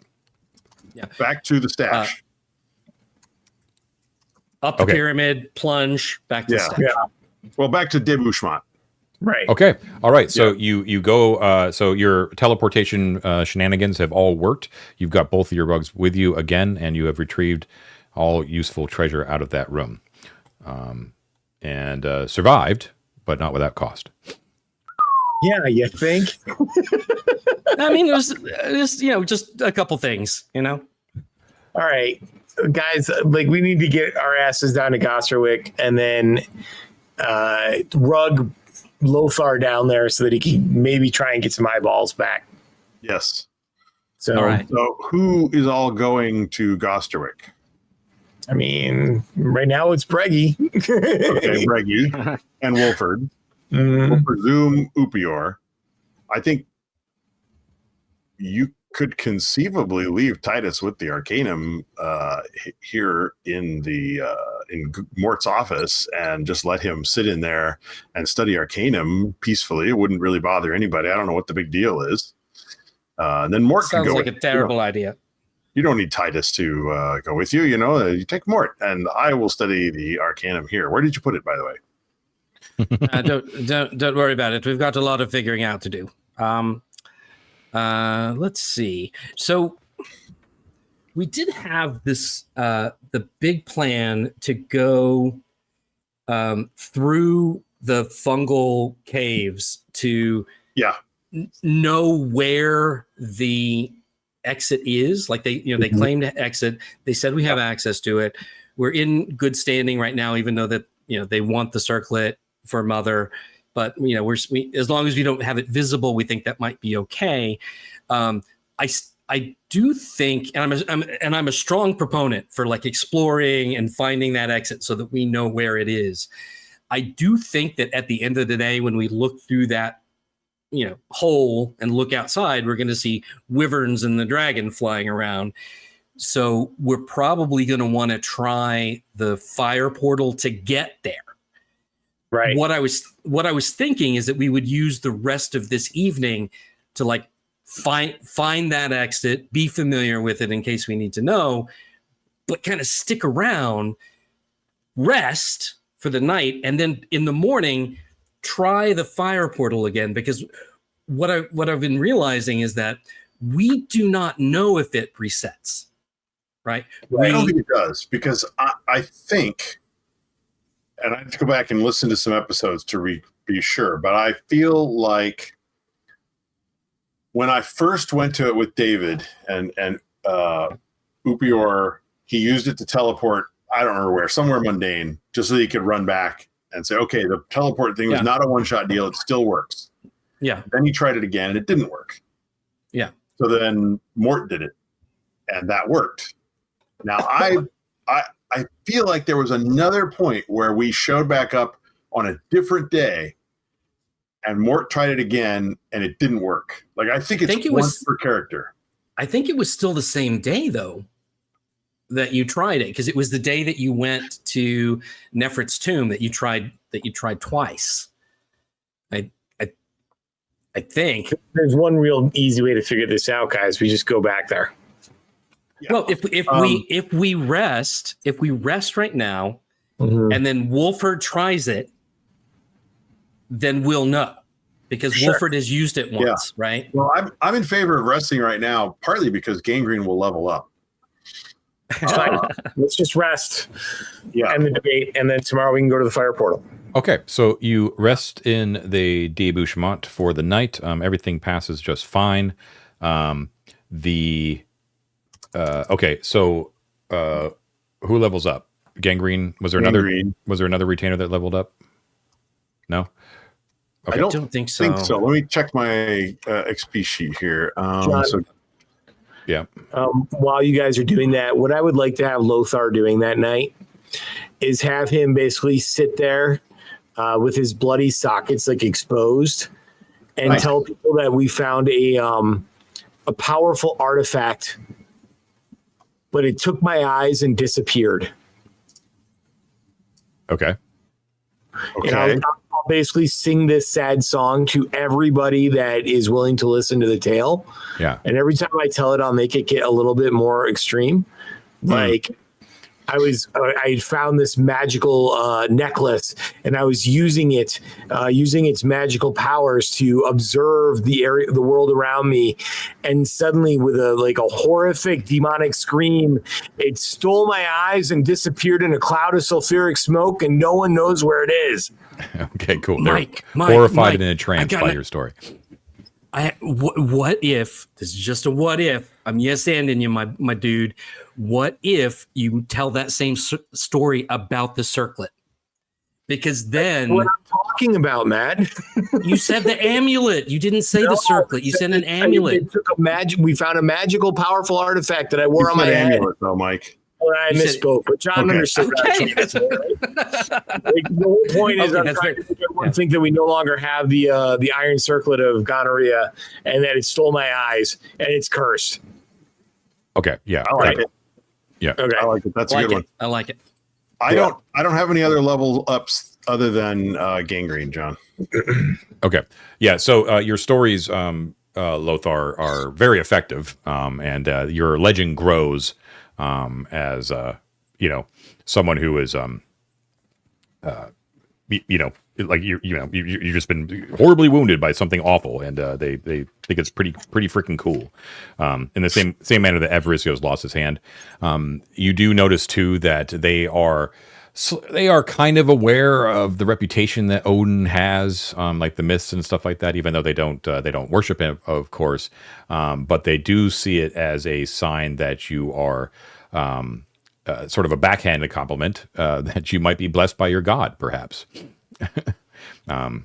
Sweet. Nice. Nice. Perhaps. Yeah. Double Anyways. eye patches.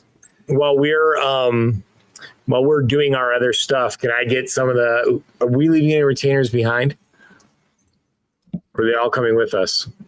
Oh. To the portal. I don't think we can bring Barrios. I think a Beastman in Gosterwick would cause comment. Yeah, I was basically, I want to get the tail to spread down to Beastman land, and I need somebody to take me down there to the Great Hall. I'm going to hire some goblins to do it, just to do that. I don't need a retainer, and Barrios can't go to that either. What do you want to go down to the Beastmen for? Well, go down to Beastman land and tell the tale of how the circlet, the powerful magical artifact, I was using its powers, and I must have been unworthy or whatever, or something happened, and it stole my eyes and disappeared in a hellish shriek. Got it. Okay. Let's just take care of the mechanics real quick. Gangrene, what level is Gangrene going up to? He goes to 4th level, which means he will bump up his damage dice, and he will get a +2 to his 2 hit, and he gets some pretty sexy saving throws. Yep. And why don't you roll for his hit points? D6. D6, I'm rolling, and I rolled, which is one of those numbers that sometimes you like, and sometimes you do. Yeah, it was a 1. Okay. He has a no con modifier, so his hit points go up to 17. Okay. All right. What a lame ass roll. Okay. So now it is a day has turned. We always have to take the time. It's a thing. It's the 12th of Gelenios. Congratulations. You made another day. Okay. What do you do at 8 o'clock in the morning when it's time to start adventuring? All right. So just in the essence of time right now, John, we carefully go through our stash to decide which things that we're going to take with us down to Gosterwick to get identified and so forth, because we have a lot of magic items that aren't identified yet. Right. So, when we start next week, we can tell you in detail what those are, but we have those, right? Yeah. Okay. So you're actually taking them with you, or did you want to take a rug for easy access to them at back of the stash? Yes, a rug. But we just want to take the rug? Yeah. Just We want to take take a rug? Okay. And we go check into our hotel room, rug anything we want. We can put stuff in one of the factors for safekeeping. We'll need to bring a ton of money. Move as much of our wealth to Gosterwick as possible, because honestly, I don't think the Beastmen and the Goblins are going to be safe territory forever. And I'd rather get it out of here, and then we can always come back and get it. And how are you planning on getting to Gosterwick? Yeah.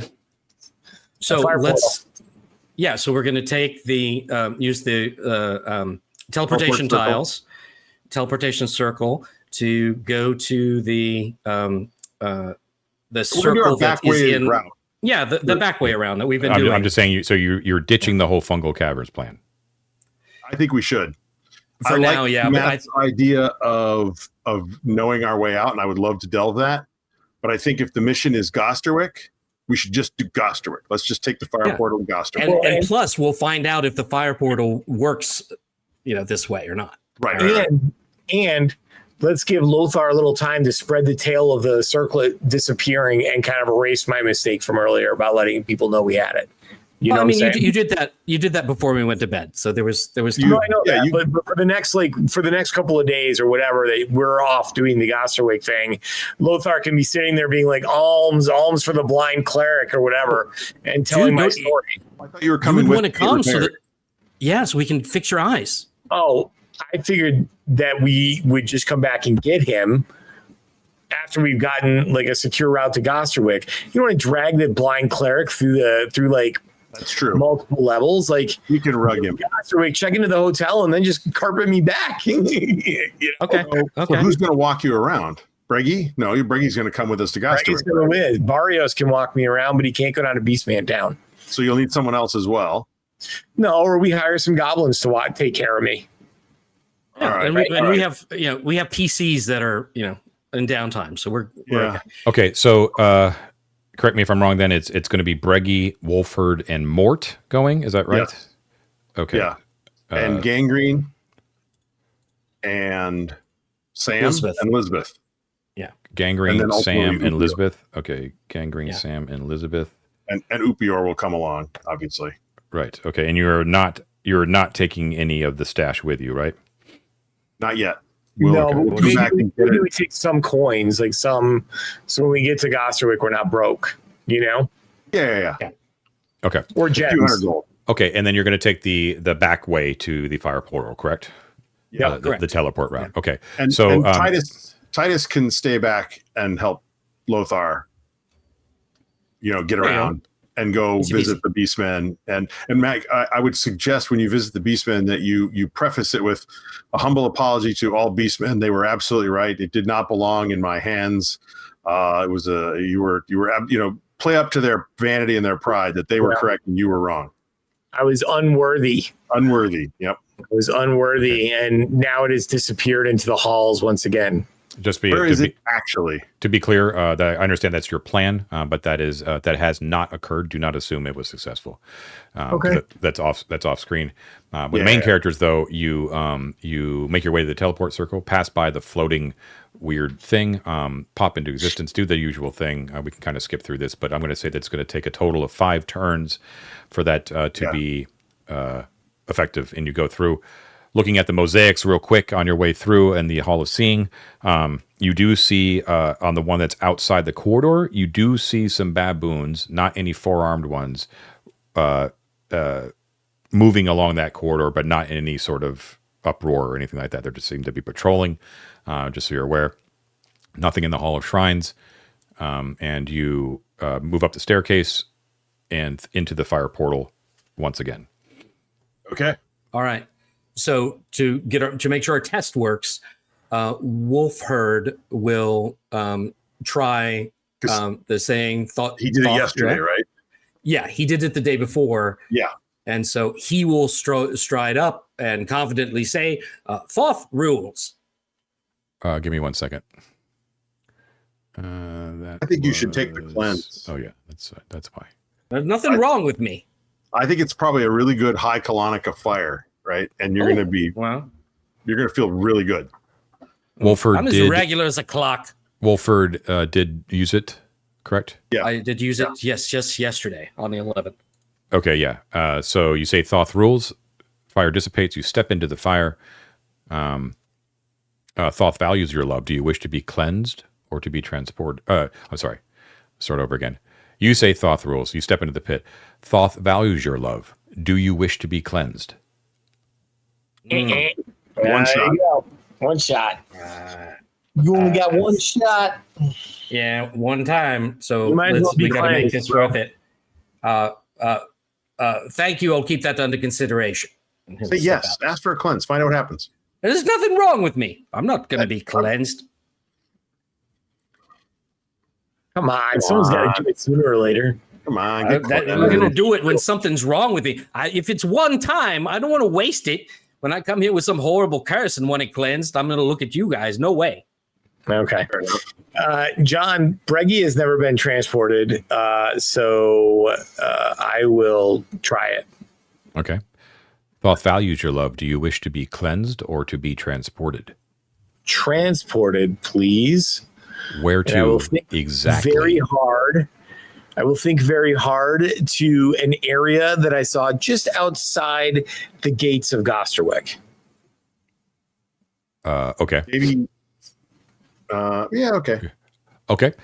So you do indeed. Everybody in the room is transported, and you do find yourself right outside the Southern Imperial Gate. You are all blinded by the sun, which is shining brightly in the sky. Let me. You know what? Actually, this is the first time I had to do this in quite some time. Let's look at the calendar, where we can find out what the weather's like. Let's advance. Hey. Let's advance the day, shall we? It is now the 12th. You want We a have die store roll? here. Oh, so it's actually quite pleasant today. It's mild. Oh. Just a little bit of light air, no precipitations, and a clear sky. So it's quite a nice day, actually. And you pop into existence right outside the gate, and the first thing that you are met with is a cacophony of sound, as it appears that your sudden appearance right in the middle of the road one of the major travel access to the thing, has caused a poor merchant caravan's horses to frighten and bolt and cause their merchant's wagon to topple over as you hear cursing and workers trying to get it upright and all that sort of stuff, and people looking at you with great consternation and think that you may be demons. Mort will immediately start yelling, "Watch where you're going, you fool! Don't you know who we are?" Excellent. Okay, we'll leave it there with your grand reintroduction to Gosterwick. It has been a minute since you have seen the town. Wow. So Like welcome back. over a year in real life, I'm sure, at least. Welcome back to civilization. So cool. We will leave it there. I think for the purposes of Feats of Exploration, that I'm going to give them to, I'm going to use for calculation purposes, Titus and Breggy as for their TXP and award them to those two characters Uh, since they had the most to do during this session. Yeah, I think that's Lothar did pay a pretty high price. He did pay a pretty high price, yes. You Okay. guys dangle Morton Lothar out in front of me, and then you just yank him right back. Okay. So let's see. I think that will call it for the night. That's a pretty good ending to the session, I think, right there. Awesome. So yeah, that'll do it. I forgot to actually assign conquerors this time, so I haven't done it for a while. So maybe I'll do it this time around. I think you should do it, John. Let's should do do it. it, John. Yeah, Right on. Give the people a treat. Let's give them the ad copy here. So you have been watching 3D6 Down the Line, the most criminally underwatched actual play series on the internet. Please don't forget to like and subscribe, hit the bell notification, make sure that you get a notification every time we publish new material. It really does help us a lot. Don't forget to, if you have the wherewithal, to sign up for our Patreon. At any level does a lot to help us, and you can also join our public Discord and talk with a bunch of really cool folks on there any time of the day or night. And yeah, thanks as always to all of our patrons for all of their support, all of our explorers, delvers, and especially our conquerors, who are this week: Saps, Papa Bear, Zach Shiflett, Familia Morando, Mercury 605, Ruben D. Collar, Dave Rosser Jr., Andrew, Hans Bernkammerer, Dakota Nielsen, Cam, Stephen Quisenberry, Brad and Aiden, the Logan family, Kabrowskis, Declan Koneski, Chad Cartier, Magic Meat Machine, Tom Leary, Phil, G Tokyo Time, Terry Barney, Eric Lawson, Mando NZ, Faisal, James Doig, Nefarious Gamer, Grunt, Andrew Schroker, MM, Michael Schilling, Stefano Di Maiolo, the Hex Brawler Twins, Summon Toast, Adam E. Dunnigan, Scott Yearsley, Mac Jack, Kick Maniac, Dire Grew, Tom Eric Garrettson, not Matt but not least, and the Matts, Matt Mason, Matt Gardner, Matt Koenig, and Matt Young. Thank you all very much for your continuing support. It really does mean the world to us. Thank you so much. Hope you guys enjoyed it. Have a wonderful week, and we will see you next time. Bye, everybody. Bye. Thank you, John. Thanks, John. Thanks, John.